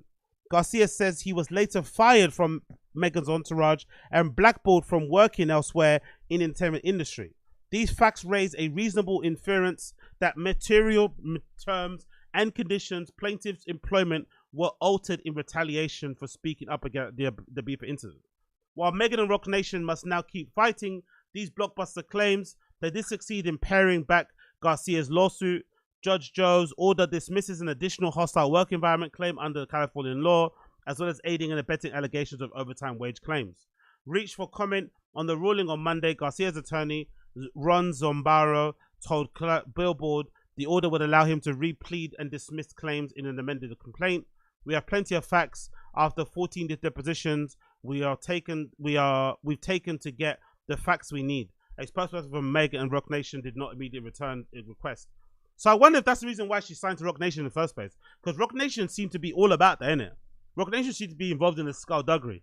They're very good at getting stuff dismissed, getting things thrown out of court, getting charges brought down, like intimidation. Like they run like a bit of a mafia. I'm not gonna lie. Rock Nation are run like a bit of a mafia, and it's mad because that lady's in charge of it, who essentially is a fucking federal informant, and no one fucking talks about that for some reason. She literally brought down an organized crime syndicate, but everyone seems to be okay with it. But I wonder if that's the main reason why she signed to Rock Nation, because they have resources that could help her in certain situations, because it seems like Megan's a bit of a party girl. She gets a bit too loosey-goosey, and she doesn't seem to learn from her past experiences. Because the Tory Lane situation, you'd imagine partly happened because everyone was fucked up. So you'd imagine that would maybe make you sober, make you calm down, but not really. She's had other instances, you know, that you may think were fueled by alcohol. Again, no facts on that matter, but you can kind of infer that based on what happened in the car. And it's like, bloody hell, Blade. Like, she clearly is a favorite. People seem to like Megan Thee Stallion. Despite people thinking she might have lied about the Tory Lanez thing, whatever, she seems to still have the grace of the public. It's a real shame that she doesn't take advantage of it, you know? It's a real shame she doesn't take advantage of the fact that the public, by and large, seems to be willing to give her a second, third, fourth chance. They seem to be willing to look the other way when she does some fucked up shit, but she doesn't take advantage of it, you know? She just kind of just keeps making the same mistake again. But then I wonder if a lot of it has to do with her looking as good as she does. I wonder if also it's pretty privileged because she's extremely hot. Maybe people also just, you know, are okay to put up with it. You know what? Hey, shit happens. It's Megan fucking Thee Stallion. I wonder if that's part of it. I don't know, man. I don't fucking know. But one interesting thing that I do know, based on this post on Twitter, is that Megan Thee Stallion is now allegedly dating, what's his fucking name? Klay Thompson, the basketball player. And a lot of people online, especially guys, have been kind of freaking out about this. This is a post from Facebook of all places. This is a post from fucking Facebook, right? And the caption says, she just be getting passed around like a 3.5. And guys are like, oh my God, look at how many boyfriends she's had, right? And there's pictures of her with her various boyfriends over the years, or various guys that she was involved with. And the funny thing is about it is that I don't know what it is about dudes online. I think it's an online thing. Nothing happens in real life. Guys online are very overly fixated with like body counts, and guys online are overly fixated with like purity and shit, virginity, whatever, all that kind of stuff. But I'm wondering, do guys actually think if a girl as hot as Megan Thee Stallion's around, do they think other guys are not gonna be into them? Do they honestly think a girl as hot as Megan Thee Stallion won't be in a relationship, won't have guys after her, won't be involved romantically or whatever, you know, whatever, sexually involved with random dudes who are also maybe, you know, her taste and shit? Like, why are they surprised? Why would you think someone like this wouldn't be in demand? It doesn't make any sense. And then why would that devalue them? Because surely if they're smoking hot, a lot of guys will be into them, same like you. So what's the problem? And also, aren't you allowed to have ex-boyfriends? So having random bodies is a L in the red pill community. Having bodies, like having many sexual partners as a woman, is a L. but also having many like exes is an L. How does that work out? So it's not. So if I have sex with all my ex-boyfriends as a girl, that's a problem. If you have random sex with random dudes just dating as a single person, that's a problem. So what are you meant to do then? As a grown-ass woman, what are you meant to do? Just like be celibate. Wait for the right red pill, Myron educated, fresh and fit educated guy to roll up. Makes no fucking sense. It's so fucking bizarre to me. I've never understood this like need, this desire, this thing of like, you know, essentially saying a woman's worth is completely gone if she has like more than one boyfriend, if she has more than two bodies. It's like, come on, brother, come on. Because if you wanna, you know, if you wanna do adult stuff with Megan Thee Stallion, if you see her and you like what you see, there's plenty of other guys that see her and like what they see also. So you're gonna have to fucking duel to the death to kind of get, you know, to kind of get going. And then I saw a video actually of Megan Thee Stallion sitting down on the lap of Klay Thompson, opening some presents that he got for her, and she's sitting on his lap. And I was thinking to myself, ratted. Not gonna lie, if that was me, I would have slipped it in. Let's see what we got. Okay, first one.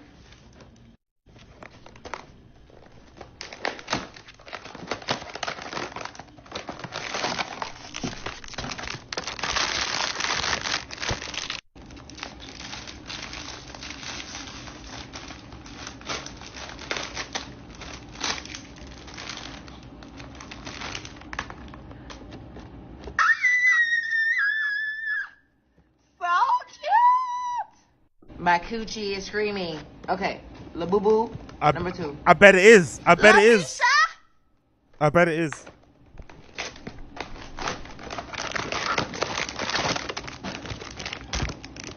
Labisha.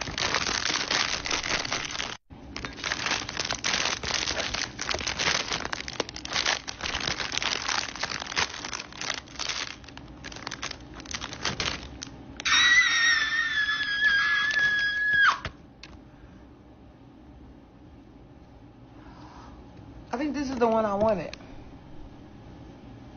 La Bisha, La Belisha, La Belisha.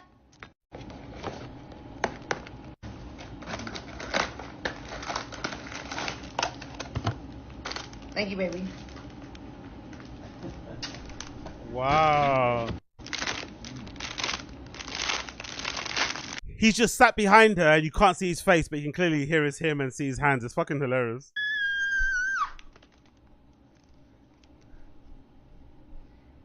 Cute, cute.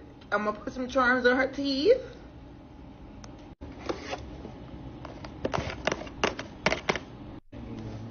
Big up Klay Thompson though. Big up Klay Thompson. Yeah, must be nice, man. Must be nice. Must be fucking nice. How much are those Labubu things anyway? Everyone's fucking on them. People are hanging them off their bags, off their jeans. I wonder how much they actually are. How much is a Labubu to buy? Is it like 20 quid, 100 quid? What's it? Labubu doll. How much do they go for? 30 quid. Shit. Is that it? No wonder they're everywhere then. But I guess they also make special edition ones. They go for like 30 quid. Okay, cool. Fair enough. They're not that much. But I guess if you get limited edition one, you can make a lot of money. You can make a lot of money. Okay, they're made by PopSmart. Ah, it's not. The brand isn't called Labubu. It's from PopSmart. Is that a shop? I thought the brand is called Labubu. Okay, there's no. Where can you buy them from? You can't buy them online. You can't just purchase one online. Can you get one online? No, eBay. Where the fuck could you buy these things? Let's see. Where do people buy these things? Where to buy in the UK? Where to buy Labubu doll UK? Where do you buy them from? Labubu. You buy them from where? Hype Locker. Oh, it is PopMart. There's a PopSmart you can buy them from. Where else can you buy them from? They're impossible to get a hold of. You can buy them on Amazon allegedly. Okay. So you can buy them on PopSmart, but that's it. Huh.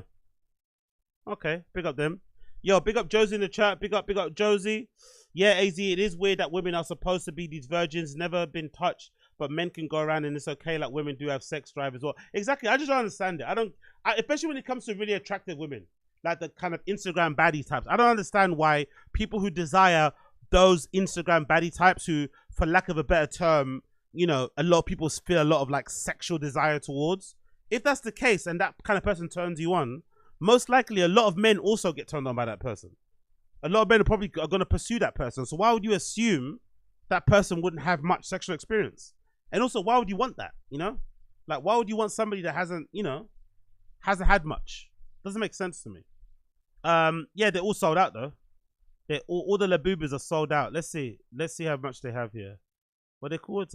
You write that right, Labubu. Do they have any left? Do they have any Labubus left on the site? It looks like they don't have any left. Looks like they're all sold out. Every Labubu in Pop Mart is sold out. Popmart.com. Let's see if they have any left over. Big up the Labubu sponsors. Letting Tory Lanez hit is kind of out of pocket is hilarious. Oh, mine at say $40. She for the streets, but whatever, I don't care. She seems incredibly annoying, man. The attention-seeking behavior makes me... Well, that's the thing, though. People seem to love her, though. Like, for me, the behavior is a bit of a red flag for me. Like, the Tory Lanez situation, yeah, but, like, I think she's a bit of a red flag. Like, she's a beautiful, beautiful woman, of course. But there's a lot going on there, you know? But I'm sure there are some guys out there that don't give a fuck, you know? She's got history. She's got, you know, she's got problems. There are some guys that don't give a flying fuck, which I can understand, but yeah, not for me. Okay, look, all of the Labubus are sold out on this site called PopSmart. You can't buy a single one. Which ones are coming soon? Not a single one's available. Wow, bro. They're like hot cakes, isn't it? There's a couple coming soon, but most of them are sold out completely. Mamma mia. So how are people getting them then? How are people getting Labubus? Let's see. I thought I saw an article there, right? Yeah, there you go. An article from the Independent. Let's see. How are people getting Labubus? Because I'm seeing everyone with them. So where are they buying them from? Are they buying fakes? Because I see a lot of people with them nowadays.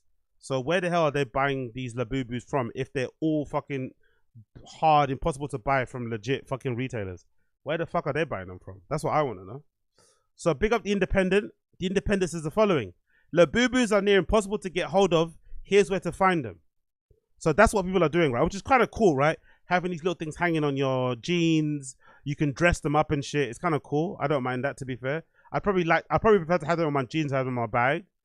But it says here, fuzzy, mischievous-looking fang-tooth characters dangling from luxury bags. Labubus are the bizarre fashion trend that has the internet divided. If you've been trying to get your hands on one, you know it isn't easy. The dolls tend to sell out incredibly quickly, often in seconds, the popularity showing no signs of waning. Despite recent fandom, the Labubu character isn't new. Designed in 2015 by Hong Kong-born illustrator Kassing Lung, it was part of a collection of characters, the monsters, inspired by Dutch and Nordic folklore. Now with a surge of interest in bag charms and Labubu charms in particular, the hashtag Labubu has appeared more than 1 million times on TikTok. God almighty. Demand for Labubus is so high, rare Labubus are being resold for more than $1,000 each. Actually, I want to see. What's the most expensive Labubu? Let's see Labubu. Labubus. Let's see StockX. I want to see the most expensive Labubu sold on StockX. What do they say here?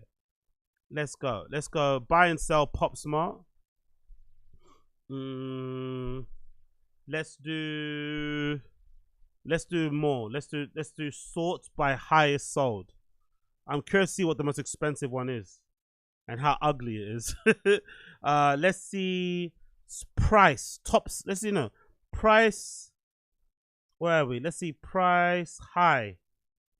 No, price low. Recent bids. Price dropped. Yeah, price total sold. Total sold? Yeah, let's do total sold.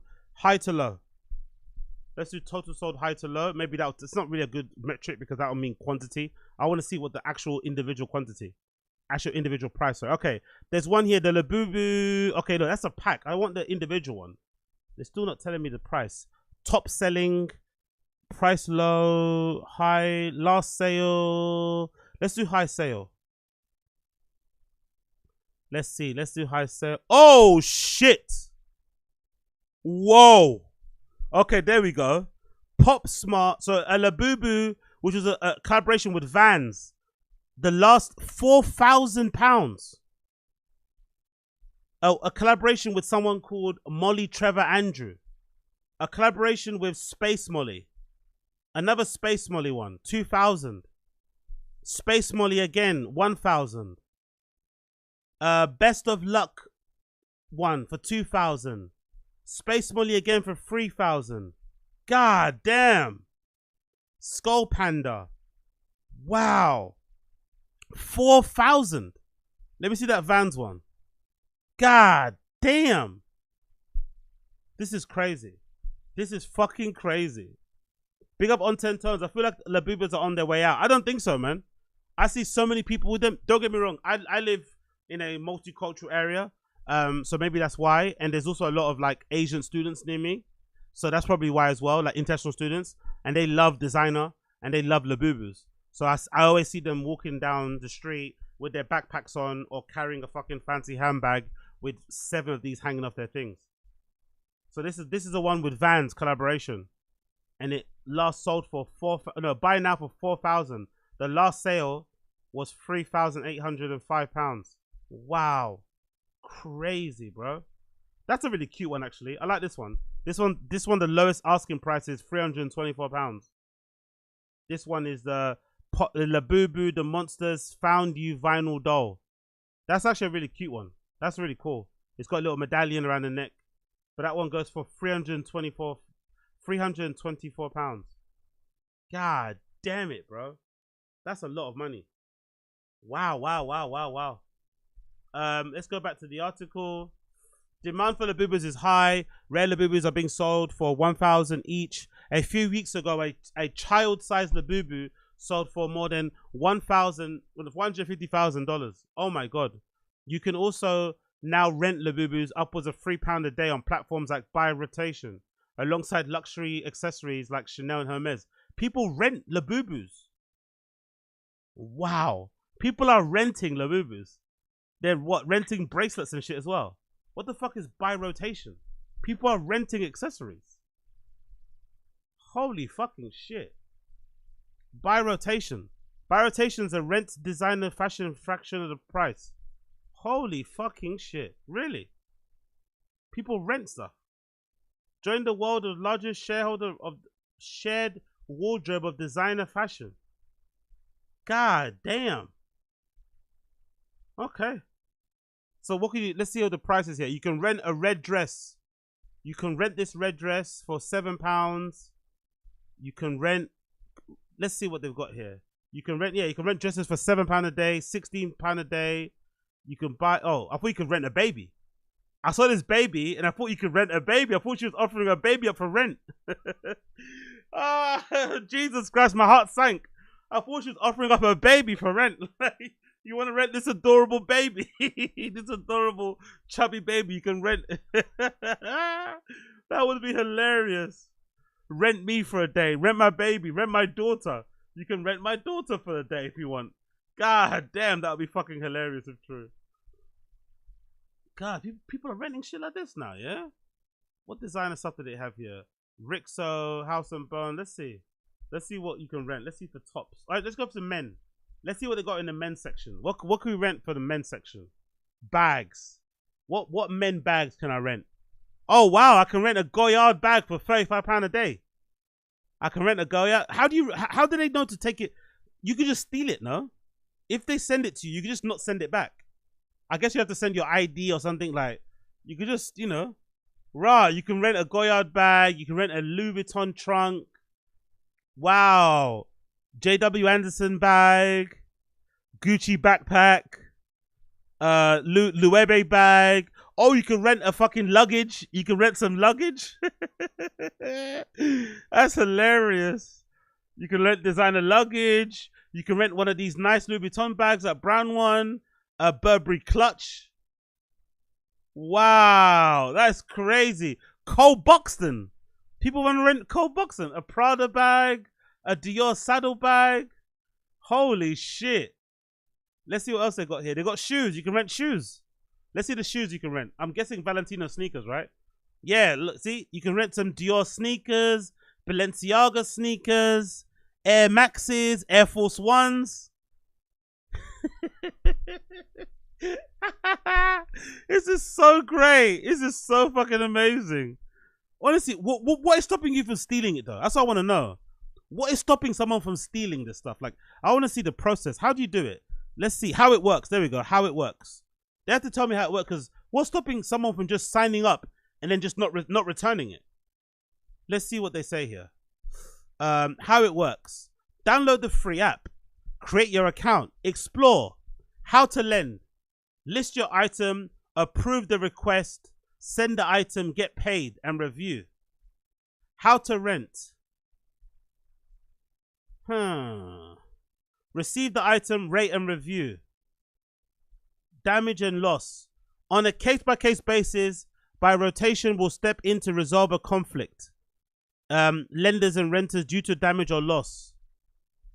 Cleaning, rotating an item. Safety and security. Items existing review. How do they ensure this though? Like, if somebody, like, how do you stop someone from just taking it and not sending it back? Fucking hell. Interesting business.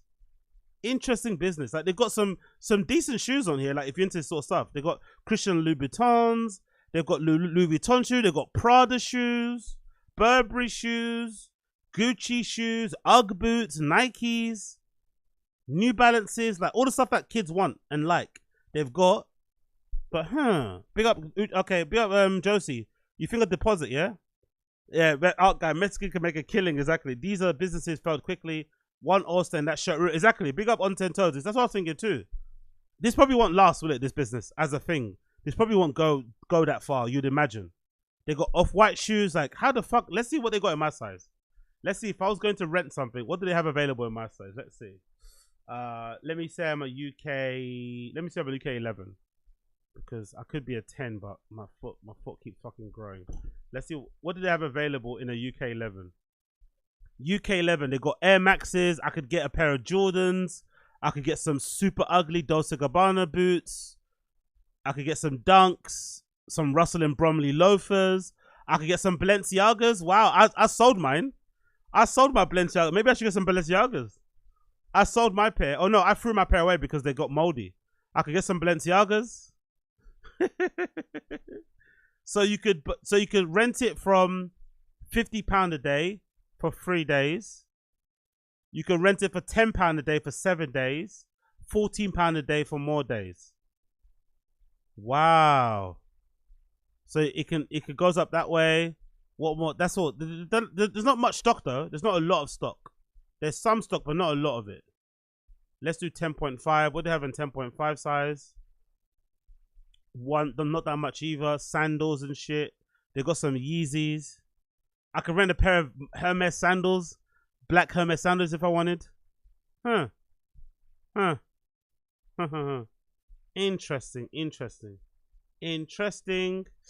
Mainly sold by the Chinese toy company Pop Mart. The designer toy turned fashion collectibles are sold from Pop Smart brick and mortar stores. The platform's online store and its TikTok live streams, which are usually held from 2 p.m. to 7 p.m. or according to TikTok's pages. To make sure you don't miss out, we recommend tuning in. Okay, cool. So if you want to buy one, you have to go to the store.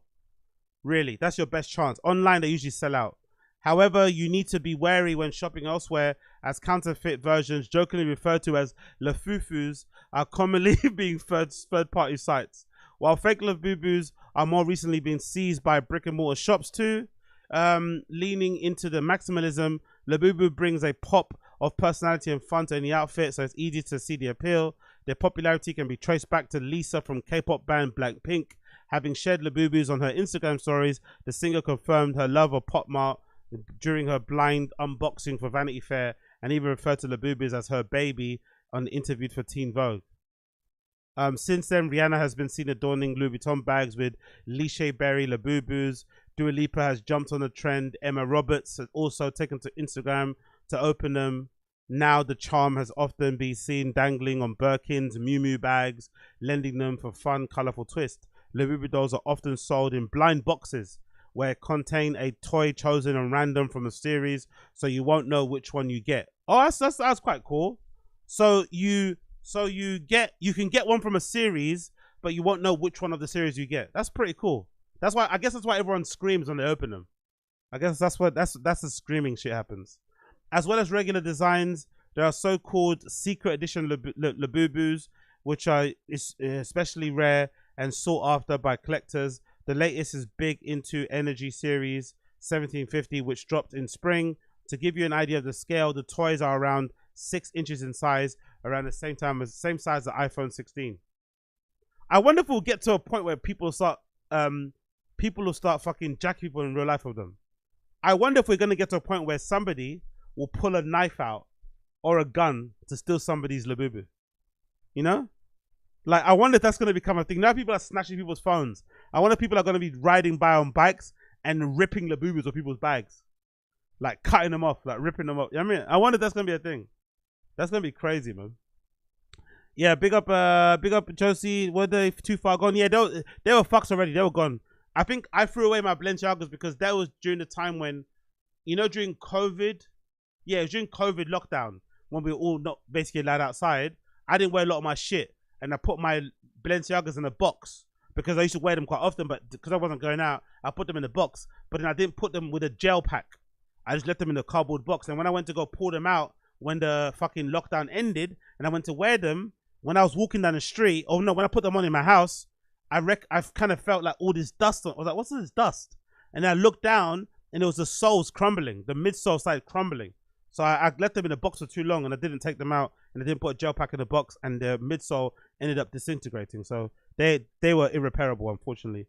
AZ, the wife's tale is to buy Lulus in France. Is that true? I have no idea. I don't really know much about buying Lulus. I know they're Louis. I think it's a Louis Vuitton, right? Louis, yeah, Louis Vuitton, yes, for sure. There's more options available. I think it's cheaper as well, even in euros. The shopping experience is much better too out there. So yeah, I would definitely recommend that. Especially, why not, man? Why wouldn't you want to buy like a Louis Vuitton in a French in Paris anyway? You know, it's a French luxury fashion brand anyway. You want to have the whole experience. You get me?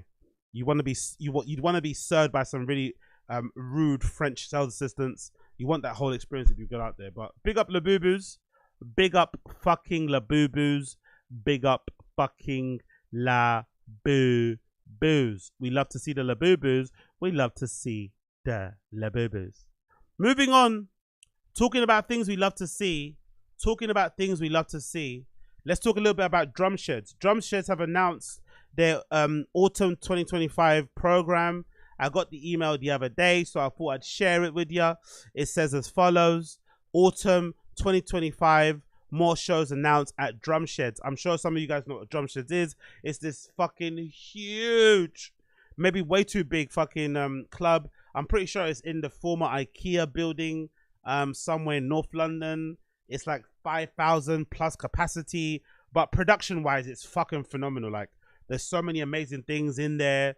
No, in terms of lights and shit and whatever else goes on. Let me actually get up the fucking Instagram account so we can see what it looks like. But I don't mind what it looks like. It's just a problem of like lack of probably ambiance in there because it's so fucking big. It's so huge. It's almost impossible to have like a vibe in there. But it obviously serves a niche because if you're into that sort of like big ticket, big production show, Drumsheds is a good place to go. It's not exactly an underground location, but it kind of gives you the opportunity to see some bigger acts in that sort of a venue. So this is one of the first videos on an Instagram account. Let's see what this is saying. This might give us an idea on what the vibe is like in there.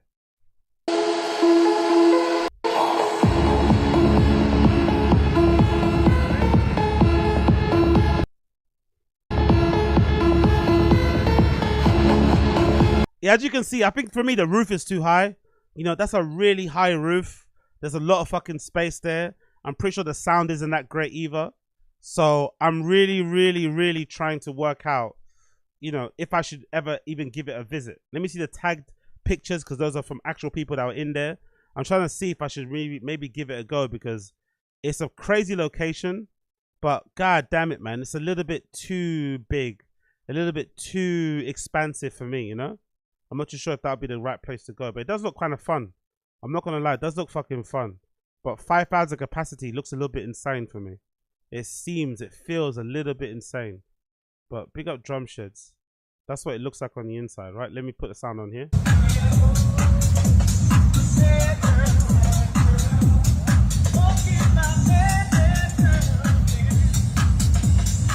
That's the Green Velvet and Patrick Topin, I think, right? Yeah.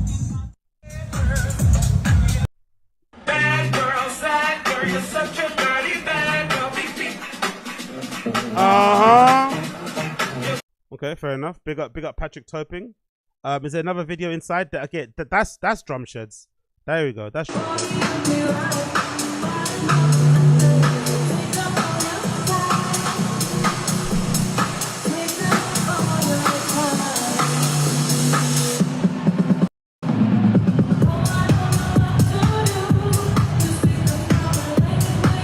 You can kind of hear it, even from here, from my shitty headphones. You can kind of hear the sound rattling around the space. You know, there's a lot of headroom, if that makes sense. There's a lot of headroom, and it's kind of rattling around there. So I'm not really too sure if it's going to be the greatest, but I might need to check it out just for the vibes, just for the sake of it, just for the story. I might need to see it with my own eyes and experience the vibes in there to kind of get an idea if it's somewhere that I'd like to go or not. Let's actually check out the location. Actually, that might be the best one. This is the location, the geotag location on Instagram.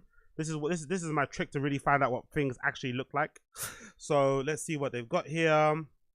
Actually, let's look at this. Major improvements. When was this posted? In May. Okay. Major improvements happening in Drumsheds. You spoke, we listened. What are the improvements? Let's see. What are people complaining about? A new era awaits. Major improvements have taken place at Drumsheds to enhance your experience of a space across sound, production, and accessibility. Our mission is to provide a world-class venue to our committed community of passionate music fans, and we won't settle for anything less. Okay, big up them. X-Room sound. Our commitment to creating a phenomenal auditory space deepens as we grow and evolve. Through consultation with our audio partners at DMB Audio Technique, Kibitech, we've made significant configuration adjustments to our main PA, the sound system, a process that will fine-tune and continue to work on throughout the season. We've installed an innovative new acoustic draping treatment. Oh, that's a good idea to keep the sound in as a soundproofing, right? Throughout the X room, where there will also be additional subwoofers in place, ensuring that the sound isn't just something you hear, you feel. Improving, optimizing, and evolving the sound at Drumsheds is one of the key pillars of our mission to continue creating unbeatable live music experience. It feels a bit chat GPT-ish, but I get the point. I like it. I like it. Search lanes and queuing. Getting in and out of Drumsheds safely as smoothly as possible is a top priority for us. So I guess there was issues with the queues because they've probably got those snake barricades. It probably takes ages to get in. The searches are probably pretty aggressive, I'd imagine too. So, you know, this is probably what they're doing. We know that how you start your party has a big impact on deeply enjoy it. Exactly. For me, I think Printworks had the worst start. That one experience, or no, twice when we went through that. Anyway, that one experience I went to Printworks kind of sold to me that was one of the worst clubs in London. Obviously, visually, one of the most impressive clubs because it's in a former print factory. It's got that amazing rectangular fucking dance floor shape. But overall, I fucking hated Printworks because the start was horrendous. Like, they would literally put their fingers up your fucking asshole. How deeply they were searching you. Like, touching your balls, patting you down everywhere. I was like, God damn it, man, relax. Like, relax. I know you need to look for weapons, but chill. It's a fucking nightclub. Of course, people are going to be bringing in fucking multivitamins. Like, relax. Like, you don't need to be going that hard in a fucking search. Make you mad paro. It's honestly the worst thing. It kind of spoils your mood completely. Absolute vibe killer. So, I hope they are not as harsh here. But they probably are because they're owned by the same people, I think, if I'm not mistaken. Oh, no. I think they're owned by Crank Brothers. I don't know. Who cares? Let's continue. We've increased the amount of search lanes and doubled the overall capacity of our queuing systems. Improving the flow of the arrival and departure is key, which is why we've made the ticket scanning location, moved it, so that we can process become more seamless. Less queuing, smoother searches, and safer entry. Okay. And swifter exits, allegedly according to them. Unlocking new spaces, we're opening new domains to explore, unlocking new perspectives. For the first time ever, we're opening up a backstage bar area for everyone. What was previously a VIP experience is now accessible to all. Ooh. Because probably no one bought it, that's why. They're acting as if they're doing us a favor, but most likely not a lot of people are paying for the VIP tickets anyway. So you might as well open that bar because more people can get drinks, you know? More bars and more seating, incredible views from the behind the stage. Having somewhere to chill out is important because we will need a spot to decompress and to catch our breath. We've added more indoor seating, so preserving our energy can be done just a moment away from the action. I love that as well. That's something we need more in UK bars or clubs. I feel like it's on purpose, by the way. Not sure if it's true, but I feel like a lot of UK nightclubs don't have chill out areas because they don't want you to chill out. They want you to be on your feet. They want you to be drinking. They want you to be dancing. They want you to be going crazy. They don't want you to chill. There's no time for that. I think they purposely don't put chairs or chill out zones to make sure that you're always, going from the dance floor to the bar, to the toilet, to the dance floor, to the bar, to the smoking area, to the dance floor, to the bar, and back and forth. You're never sitting down. You never, you know what I mean? And if you are sitting down, you're going home. Transport, more buses and flexible travel options suited to all schedules. Since our opening, we've seen a huge uptake in the amount of shuttle buses being used to get to and from the venue. That's why we're increasing the number of vehicles available, meaning get to Drumsheds, getting home has never been easier. On top of that, throughout working close with Enfield Council and Meridian Water Thames, the pavements and the walkways around Drumsheds are now triple the width, making entry and exit significantly smoother. More information to come at the start. Oh, you know what I might do? You know what I might do, actually? You know what I might do? I might do this. I might actually decide to sell some bottles of water. I might be like those, those Atlanta kids that try and hustle water. I might try, especially now I know the dates, because I'm not really interested in some of the DJs playing. I might actually roll up, because most likely they're going to funnel everybody out the same way. So I might be posted up somewhere with a sign just selling bottles of water. Just bottles of water, nothing else. No alcohol, no soft drinks, just bottles of water, because, after a rave, a bottle of water is fucking great to kind of quench your thirst, to hydrate yourself, and get you back and loaded. Especially because most likely shops are going to be closed and going to be nowhere near where you are. I might do that, A bottle of water, £1 each, have like a little, tap pay thing, take cash as well, and then boom. And see how many bottles of water I can sell there. That'd be a pretty cool idea. I might actually go through that. I know, might be a clever little hustle there. Toilets, we want to make sure your time at Drumsheds is comfortable as possible. No one likes a bad toilet. We're promising cleaner toilets. Cool. Getting around Drumsheds is massive. Being able to get around, it's simple. It's experience. We're adding more info points around the venue.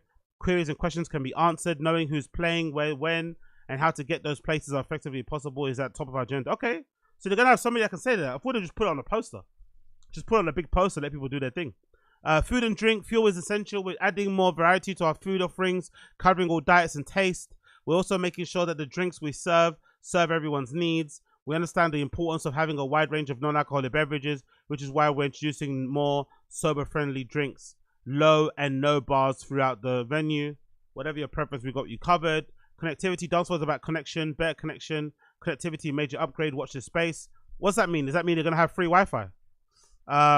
Y room, the change is coming. We're rethinking how we approach the Y dance floor. New design, new configuration, new experience. Evolution is at the heart of what Drumsheds do. Our experience at the core of our mission. Deliver with a world-class team, blah, blah, blah, blah, blah. Okay. And what are the comments saying? The comments are saying as follows. So what are you guys going to do for the people who suffered that BS that was UKF? I heard talk of tickets of any up-and-coming shows, yet my inbox remains barren. Another person says here that the trip to the toilets needs to cut down. It takes nearly 20 minutes to pee. Apart from that, it sounds... Okay, cool. So I imagine the toilet is very far from the dance floor, it sounds like. Another person says, kind of security, please. I nearly had my prescribed eye drops taken off of me. Prescribed eye drops. Wink, wink. Wink, wink, eh? Prescribed eye drops. All right, lady. All right. Security guard told me to read the website terms and conditions. As I was not aware, I needed a letter to bring a medication. I got really upset as when I said it was medication. He said everyone says that about their eye drops. Big up the security. When I he told me to read the terms and conditions on the website. As I was not aware, I needed a letter to bring in for medication. I got really upset as when I said it was for medication. He said everyone says that about their eye drops. Luckily, it was taken to the medics. Things need to be made clearer and easier for the disabled people to access nightclubs. Oh, hilarious. The venue is amazing, but the one flag that hasn't been mentioned is how hot it is in there. What about easy access to outdoor spaces and installing fans and aircon? I like how she said that, by the way. That's an England attitude. She didn't start by saying, what about aircon? She started by saying, what about more outdoor spaces, access? She knows the aircon ain't gonna happen. So let's just have more outdoor access, please, so we can get a breather. And that one says, the sound in the X room has been a complete letdown for the couple of times I've been there, especially the VIP platform, hoping it's resolved. You had me additional subwoofers, a lot of promises here after experiencing UKF. Okay, so wherever UKF was, that was a really bad thing. Let's not arbitrarily close crucial pathways between rooms. Sugary Coke for diabetics who have hypos happened to my friend. Don't forget the coffee shops. No redo of UKF. LOLO. LOL. Sorry, LOL. What was wrong with me? LOL. After the security followed me around the night and searched me several times, I don't think I'll ever come back. We have Drumsheds plus defected. So what's happening with this, please? Okay, so people are not happy with Drumsheds. Okay, let's see some videos and see what the vibe is like on the inside here. Some top posts. Let's see what going on. Vintage culture. Big up vintage culture. What's this?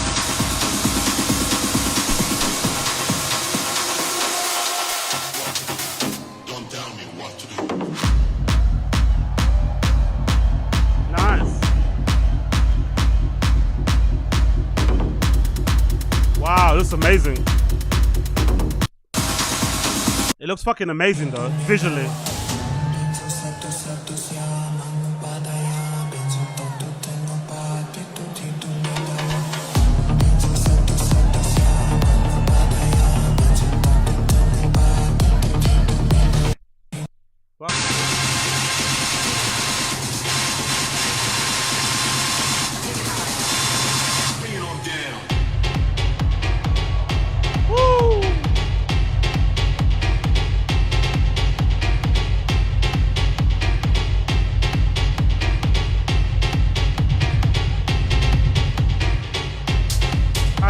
It looks fucking amazing. Where your feet can take the flight and the DJ makes it right.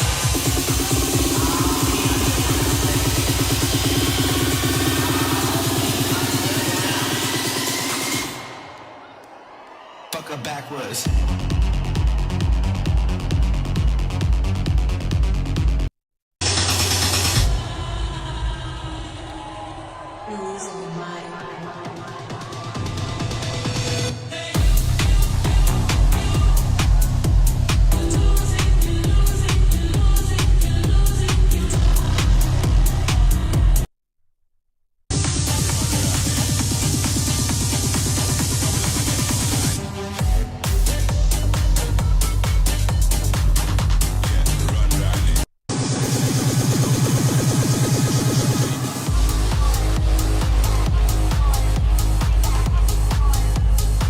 To be fair, I don't mind it, man. It looks, again, it's a bit big room for me. It's a little bit too big for me, maybe.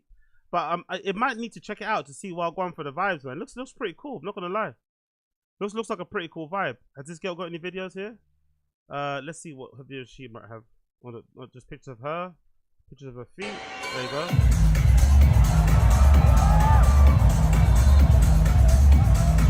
Not bad, not bad.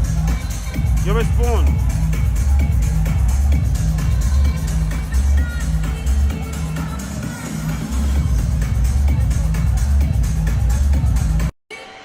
Right, big up her. Really good pictures. Give you an idea of the capacity of the size. Art bats playing there. A lot of bodies though, a lot of fucking bodies.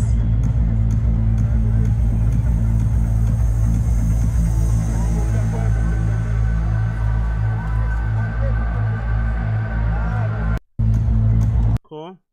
Upper grounds picture here. Yeah, looks pretty fun, not gonna lie. Looks like a good little vibe in there. Looks like a good fucking little vibe in there. Might have to go check it out and see why I'm going for it still. To the place, London.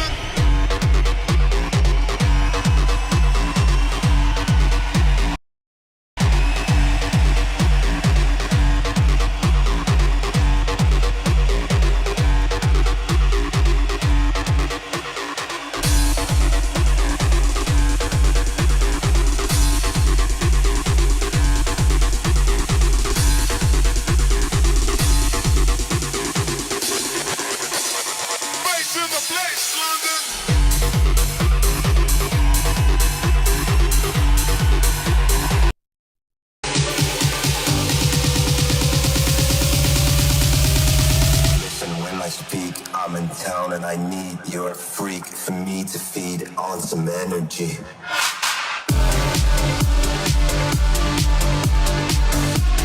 Just a shame about the music, isn't it? Production-wise, it's amazing. Like the lighting, the big LCD screens on the back, like the space, the sound seems pretty good as well. Not one person basically who I read in those comments complaining about the sound, by the way. The sound seems amazing, but fucking hell, the people they book, oh my God. The people they book, man, garbaggio. Absolutely garbaggio. The sound, like, God almighty. So it's one of those high places you have to go to and probably, you know, be very intentful when it comes to who you fucking pick to go play or you pick to go see, because Jesus Christus, the lineups are pretty fucking dog shit from what I can see there. But let's check the email. It says here, preparation for our autumn winter has well underway behind the scenes. Whether your appetite is for hard techno or whooping bass, blah blah. We got so what do they have? The first night they have a Peggy Gou night. Actually, they have a Gou Talk night happening on the 4th of October. I might have to go to that actually. I would like interested to see what that's going to be like. She usually has a lot of other people playing as well. It's not just her. So there's Gou Talk. There's no one else listed on the lineup just yet. But it's a Peggy Gou event. She usually has her friends and family playing alongside with her. So that'll probably be a pretty good one to go and check out. Gou Talk on the 4th of October. There's a Defected night happening with MK on the 20th of September. With MK, Jungle, the band. Is that Jungle the band? Playing a DJ set. Okay. Dennis Farah back to back with Honey Love. Sam Divine, Defected person. The Shapeshifters, Kurilus, however you pronounce them. There's a Resistance night happening with Albat, Amelie Lenz, Miss Monique, Fiak, Marcel Dietman. MRAC presents We Don't Follow on the 27th and 26th of September. There's a DJ Snake event happening. Not sure if it's just him playing all night, but 10th of October. There's a City Flash happening, African, what's that? Caribbean African Culture night happening. Terminal 5. I Hate Models. Oh, that'll be good. Maybe I'll go to this one. Yeah, I might go to this one, 14th of November. I Hate Models. Sarah Kin, big up Sarah Kin. Love her. She's fucking amazing. Hector Oaks, Hiroko, Yamaruso, and Kobosi. That's actually a good night. I'll probably go to this one. That Terminal 5. This night seems like a sick one, actually. I'd like to see I Hate Models play as well. That'd be really kind of cool to see I Hate Models play. And I'm also a big fan of Sarah Kin as well. She's fucking great. There's a La Disco night happening. Bugged Out with Trezor, 29th of November. So pretty interesting, pretty decent lineups actually. Pretty decent lineups of stuff going on. So if you are that way inclined, check it out at drumshedlondon.com. There's a what's on section there, and all of the dates are listed, I think, I'm assuming, right, for the upcoming season. All the dates should be listed on here, I think, coming up. Hold on, should maybe to load. Oh, come on, hurry up. Nothing. Dates. Can you give us something, please? Up and coming. Yep, there you go. Up and coming dates. You got it all there. Defected, Resistance Night, Gou Talk, City Splash, DJ Snake, Bugged Out events, Terminal 5. So yeah, they're all there to check out. Check it out via drumshedslondon.com. drumshedslondon.com, if you may please. Next one to check out this courtesy of Electronic Beats. Big up Electronic Beats. This is a feature about this where they're from? Romania? No, Croatia. A Croatia radio live streaming platform that I was always really a big fan of. I keep seeing it pop up on my Instagram, pop up on my YouTube. I didn't know it was in Romania. I thought it was in Portugal, and I didn't really know the name of it, to be honest, because I don't see clips. I think I've seen them clips from like other DJs. I don't see them from their own platform. But the platform's called Radio Rudina. Radio Rudina, which makes sense, to be fair, because I guess Romania must have a strong dance music kind of, you know, legacy, because I know a lot of those. I know they do Sunwaves Festival there, and Sunwaves Festival is like one of the premier tech house, melodic house, deep house sort of festivals. Unfortunately, I think Sunwaves is over now, but it's one of the legendary spots like Ricardo Lobos kind of made his name at. People like Raresh, who I think might be Romanian, they all kind of play there as well. So they probably have a lot of sick DJs out there. It's probably a really cool place to go. Might have to kind of check it out. But this is Coach of Electronic Beats. In our latest Crew Love episode, we visited Radio Rudina, an independent private radio station from Croatia, now based in Vienna. Oh, they're now in Vienna. Okay, cool. Dedicated to amplifying the sounds and stories of artists across borders, with powerful live streams and clips spreading across the internet. They've built a loyal fan base. on July the 16th, we're joining forces with Radio Rudina for a special event at the iconic cafe, whatever that's called, right in the heart of Vienna. See you there. So it's happening this weekend, so check that out. Let's check out the video of Radio Rudina out there in Croatia via Vienna, or Vienna via Croatia. Hey, it's Radio Rudina, an online radio station from Vienna. We share streams of the sets that are recorded here in our beautiful studio. We also organize events all around Vienna. That's pretty sick. I feel like there's a lot of these popping up out of the place now. There's one we have here called Section. Obviously, there's Hua over there in Berlin. Maybe this is the easiest route to opening a club, because clubs are super hard to open, licensing laws, all that sort of shit. You can kind of circumnavigate that by opening a studio, and then having that studio double up as a live streaming platform. But the only problem is that how do you make money? You know, that's the only problem. I guess maybe you can rent the studio out by day. You can have the studio be used. People can use it by the hour. Maybe you can have like a coffee shop there or something, but that's the only problem. Like, how do you pay the rent? How do you pay the rent if you have a live streaming platform where you live stream video sets on YouTube? I guess maybe you get sponsors. Maybe you just pay out of pocket. I don't know how you'd make money. That's the only problem. Like, how do you keep the lights on, basically? Into the Milky Way. Tonight, I'm your fantasy, but you got real good dick. Since when are you active, and how did it all start? It's now 6 years, so since 2019. We used to stream music from a small island in Croatia, and from that moment on we grew. I am from Croatia. I actually come from the village of Rudina. The connection actually started in Rudina between all of us. 2019 we organized the exhibition and the event, and we played music there. And then Vienna just happened naturally because many of them moved to Vienna. That's pretty cool, by the way. I'm loving nowadays. I feel like nowadays people are a lot more comfortable in their own skins. They're a lot more comfortable in their own scenes. I say that to say what? Like in London specifically, the most popping, the bestest fucking nights out at the moment are the nights that are stemming from the alt scene, the underground scene, like the scene of people from the LGBTQ queer scene. They're the ones that are killing it. They're the ones that are doing the best nights. They've overtaken some of the big legacy clubs. They're getting invited to all the big festivals. Just recently, one of the big ones, Fold, they had a night, or I think they programmed, or maybe the founders played, I think at Stone Techno Festival. So a lot of these people are now starting to kind of like, you know, shape the sound of, you know, major fucking club scenes and shit.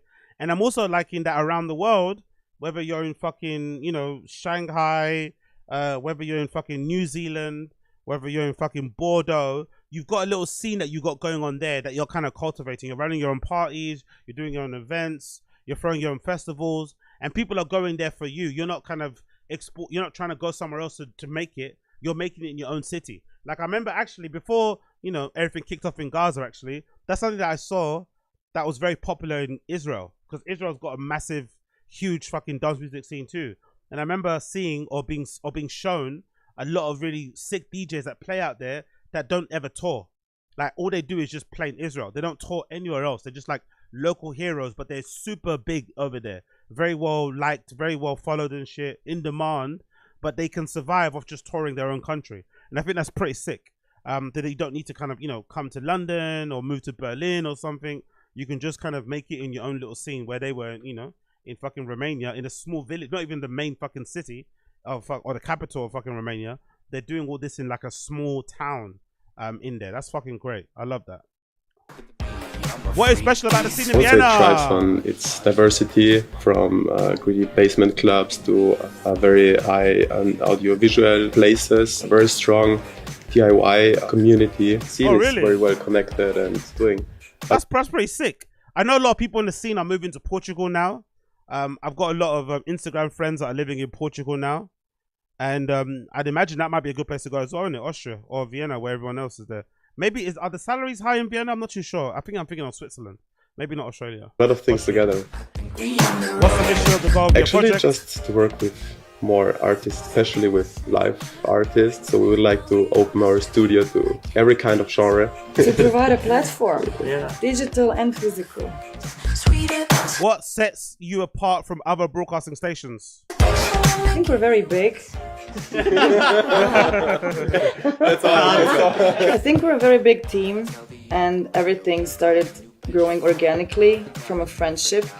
We never had a special goal. we all stand for the same things. We just want people to have fun, Nice. to hear new genres, to hear new music, to get to experience something new and something unique. And I think we're all very open for new experiences. All of us have different tastes, different interests, different strengths, and we're all investing that in this project. And I wonder if it's like, because it's where it's at, right? They're in Vienna. I'm sure a lot of people hit them up to play there anyway, because everyone's looking for the next big platform to kind of give them a boost. Because a lot of these platforms like Whore and stuff, like even Boiler Room, they're really instrumental in kind of blowing up people's careers. Like people have gone from like nobody to somebody, or like from, you know, very low to like very high from there. I think the one I always fucking use as an example is Jada G. Jada G kind of blew off from playing Deck Mantle Festival and having that set live streamed on Boiler Room, and it fucking exploded her career. So these live stream platforms are really important. They play an important role in dance music, like oddly so. But some of them get co-opted, they sell out, you know, they get politically involved, they do some dodgy things in the background, and then you have to kind of find a new one. So there's always kind of, I guess there's always going to be new ones popping up that are going to be filling that void. And I guess they're kind of doing it now. There's obviously the section popping up here in London. There's these guys over there in Vienna. But I wonder, because they're in Vienna and they're not in London, they're not in Paris, they're not in Berlin, I wonder if they get actually better all-round guests, because they're kind of out in the way, you know? They're a little bit out. So they get maybe better, no, I won't say better, they get more unique DJs, people that we haven't heard of. Because I remember that was one of the things I loved about Whore. Because Whore was like a lower, it kind of started off small. I remember actually, I think I found out about the DJ, what's his name? F4X or F4AMKA, that black guy, right? I think he's black, right? He's cool. He's really great. I found out about him through there. I think I might have found out about a few people from there. So I think I might have found out about the Lady Machine through Whore. And that happened because they were started off small. They're in Berlin. They got a big catchment area of DJs, but they're smaller. So if the people that couldn't get on Boiler Room had to go through Whore.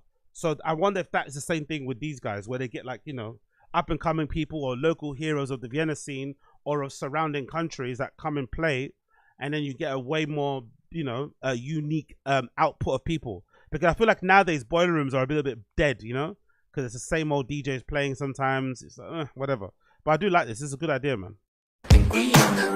What are you excited or most excited for regarding the event you are hosting with Electronic Beats? What I'm excited for the most is meeting the legends, VTSS and LSD XOXO. And I'm really looking forward how the whole space at Café Landmann is going to look, because I think it fits Vienna perfectly because of the mixture of underground culture and high culture. Oh, is that where they're gonna have the party? Wow, that's gonna be fucking cool, isn't it? They're gonna have that party in that room. Shit, very regal. Let's actually, I did see a Radio Rudina. The one that I actually watched was the guy called Adrian. What's his name? Adrian Mills or something. I don't even know who the fuck that guy is, but he fucking killed it. I think I listened to a set of his actually the other day. So this is it, right? Radio Rudina, 24/7 playing community online radio. Let's check it out here on the YouTube. That's their channel. They've got an online radio station, I guess, where they're playing stuff on the radio station. Is that it? Let's check that. Let's check out that link. So there's a YouTube channel and there's a site, radiorodina.com. So can you actually listen to somebody playing right now? Is it live? Like NTS? Is that live? Can I hear that? What's this? So that's somebody playing right now, I'm assuming, right? Is that how it works out? Yeah, that's somebody playing there. Let's see. Shop. What do they have in their shop? They sell merch and shit. Yep, they got merch. They got caps, t-shirts. Yeah, I might have to support this shit. They got scarves as well. I might have to support this shit. It looks good. 45 euros for the t-shirts, 35 euros for the hats, 40 euros for the scarves, 85 euros for the sweatshirt. Not bad. Might have to support these man. Pretty fucking cool. Okay, let's check out the YouTube. Latest sets available. Radio Rudina, Stay Today. I think the one I saw was a guy called Adrian. That's the one, Adrian Mills. This Adrian Mills guy is fucking fire, bro. This dude right here, like absolutely disgusting. I don't even know who this guy is, but it's not even my type of music, to be completely honest. It's a little bit too fast for me, but he kills it. I think it's pronounced Adrian Mills or Adrian Mills. Not too sure, but he's fucking monster. Querendo pintar, só que tu não entende nada. Se quiser pode vir, que essa mina é preparada. Melhor dar espaço pra ela, porque a potência é. I think I like this bit actually. I think I like this bit. There you go. I think it was around here, right? Is it a bit I liked here? Was it around 11 minutes? I think it's around 11 minutes. Pick up Adrian Mills.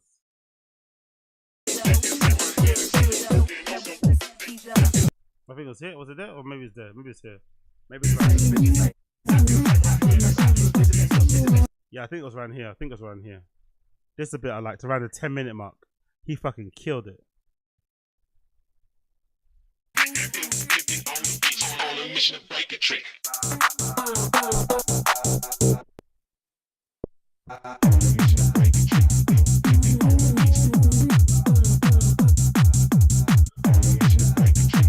That's really good.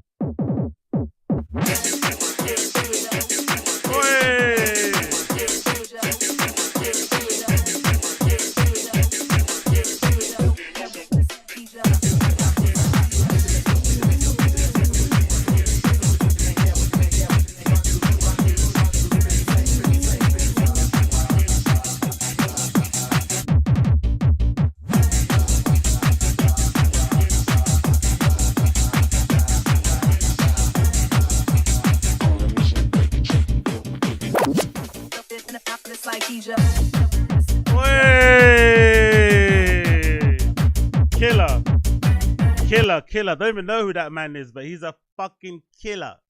Big up Radio Rudina. Radio Rudina. Moving on. We got another clip courtesy of Electronic Beats. We got Electronic Beats. This time featuring MULTISEX. I've been wanting to go to this party for ages. I think I found out about them, like a couple of years ago. I've been wanting to go for fucking ages. It looks like a very sexy, cool affair.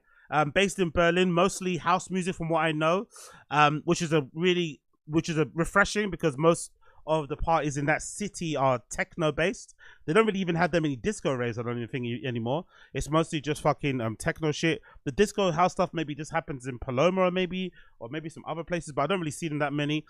Actually, I'm seeing other genres like reggaeton and shit. We don't really see like stuff like house and disco nights that often. So it's quite cool to see like a party dedicated to like sexy house music with a bit of a fashion design type of kind of twinge to it.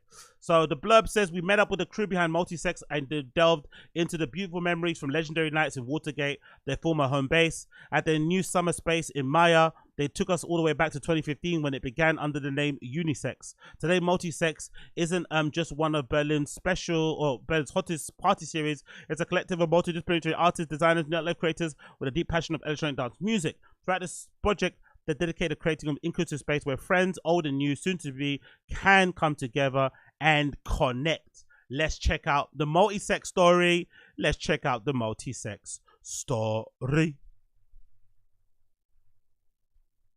Hey, we are MULTISEX, and you are the party.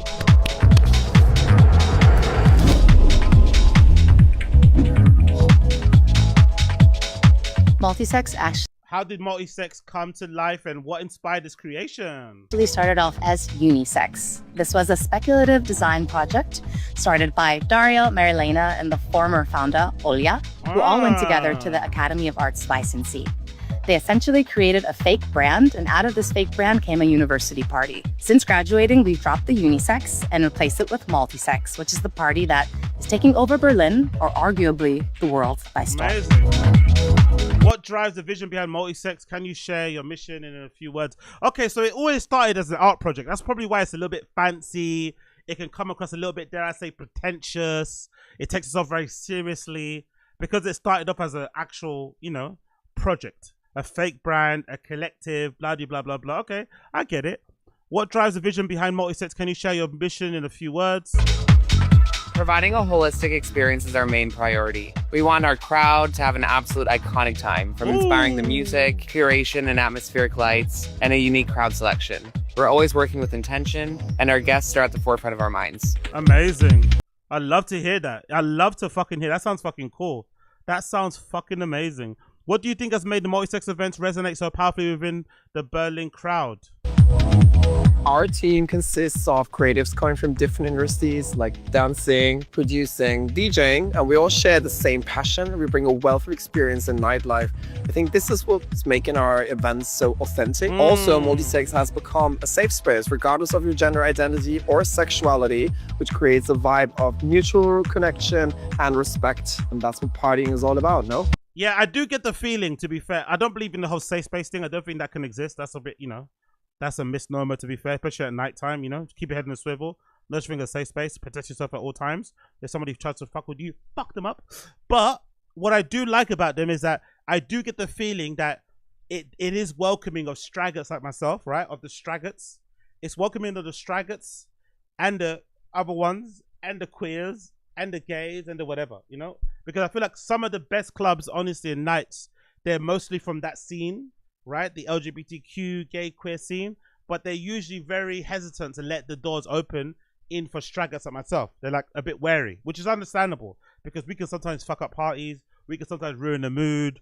You know, we're basically guests in those spaces. We can kind of take up space and fuck up the feng shui. So I understand. But I do get the feeling they're a little bit more open to that, you know?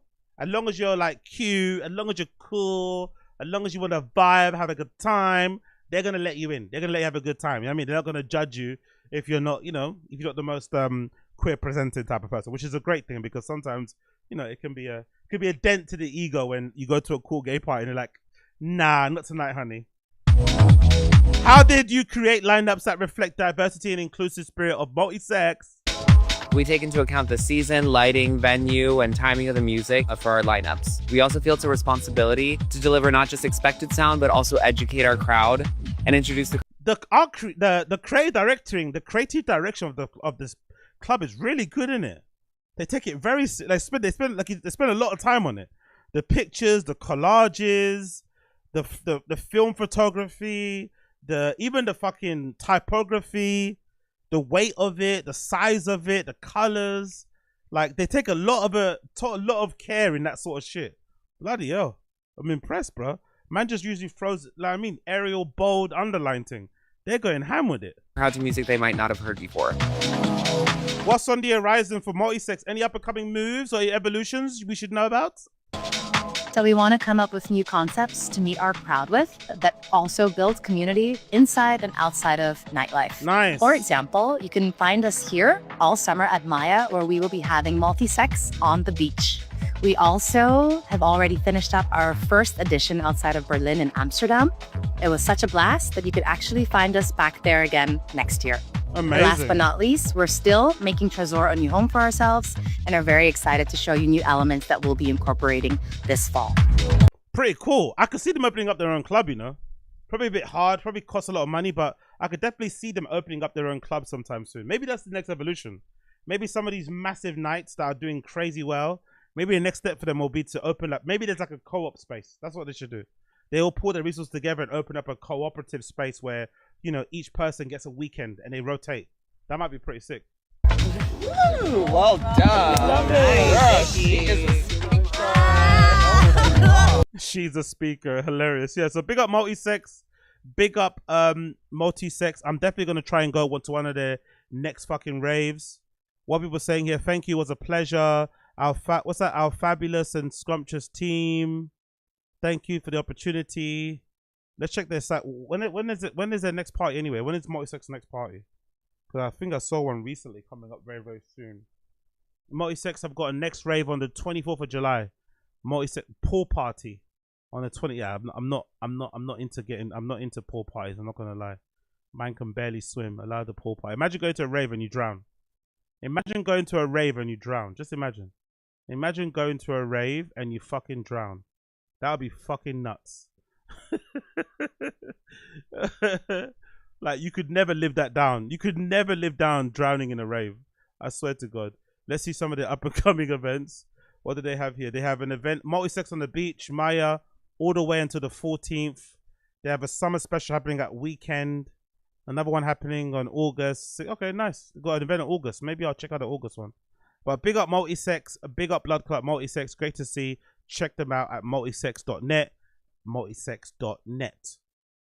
Okie dokie, people. Thank you for tuning in to the Agostino Zinga Show, episode number 922. Nuevo Dos Dos. If you're listening to this podcast via the audio side of the platform, you will hear my tune of the day playing underneath my voice. This will be from the super amazing deathtoricky. I've just discovered this kid a couple of weeks ago, and I've been listening to all these fucking shit. He's fucking phenomenal. Big up deathtoricky. His track called Quest will be playing underneath my voice. deathtoricky Quest will be playing underneath my voice. Check it out, check it out, check it out. Those of you watching via YouTube, unfortunately you'll hear nothing because I don't want to get copyright strike, even though I probably will because of the music I played, but it is what it is. Thank you for tuning in. Been a pleasure to have your company. And for those of you like the random show coming later. Random show coming later, about 11:45 p.m. my time. I'm now going to head off to the gym, get a fucking pump on, come back and get a feed on, and then we're going to go straight into random show. But for now, thank you for tuning into the Agostino Zinga Show. Been a pleasure to have your company, and I'll see you guys again very, very soon. Take care. Be blessed.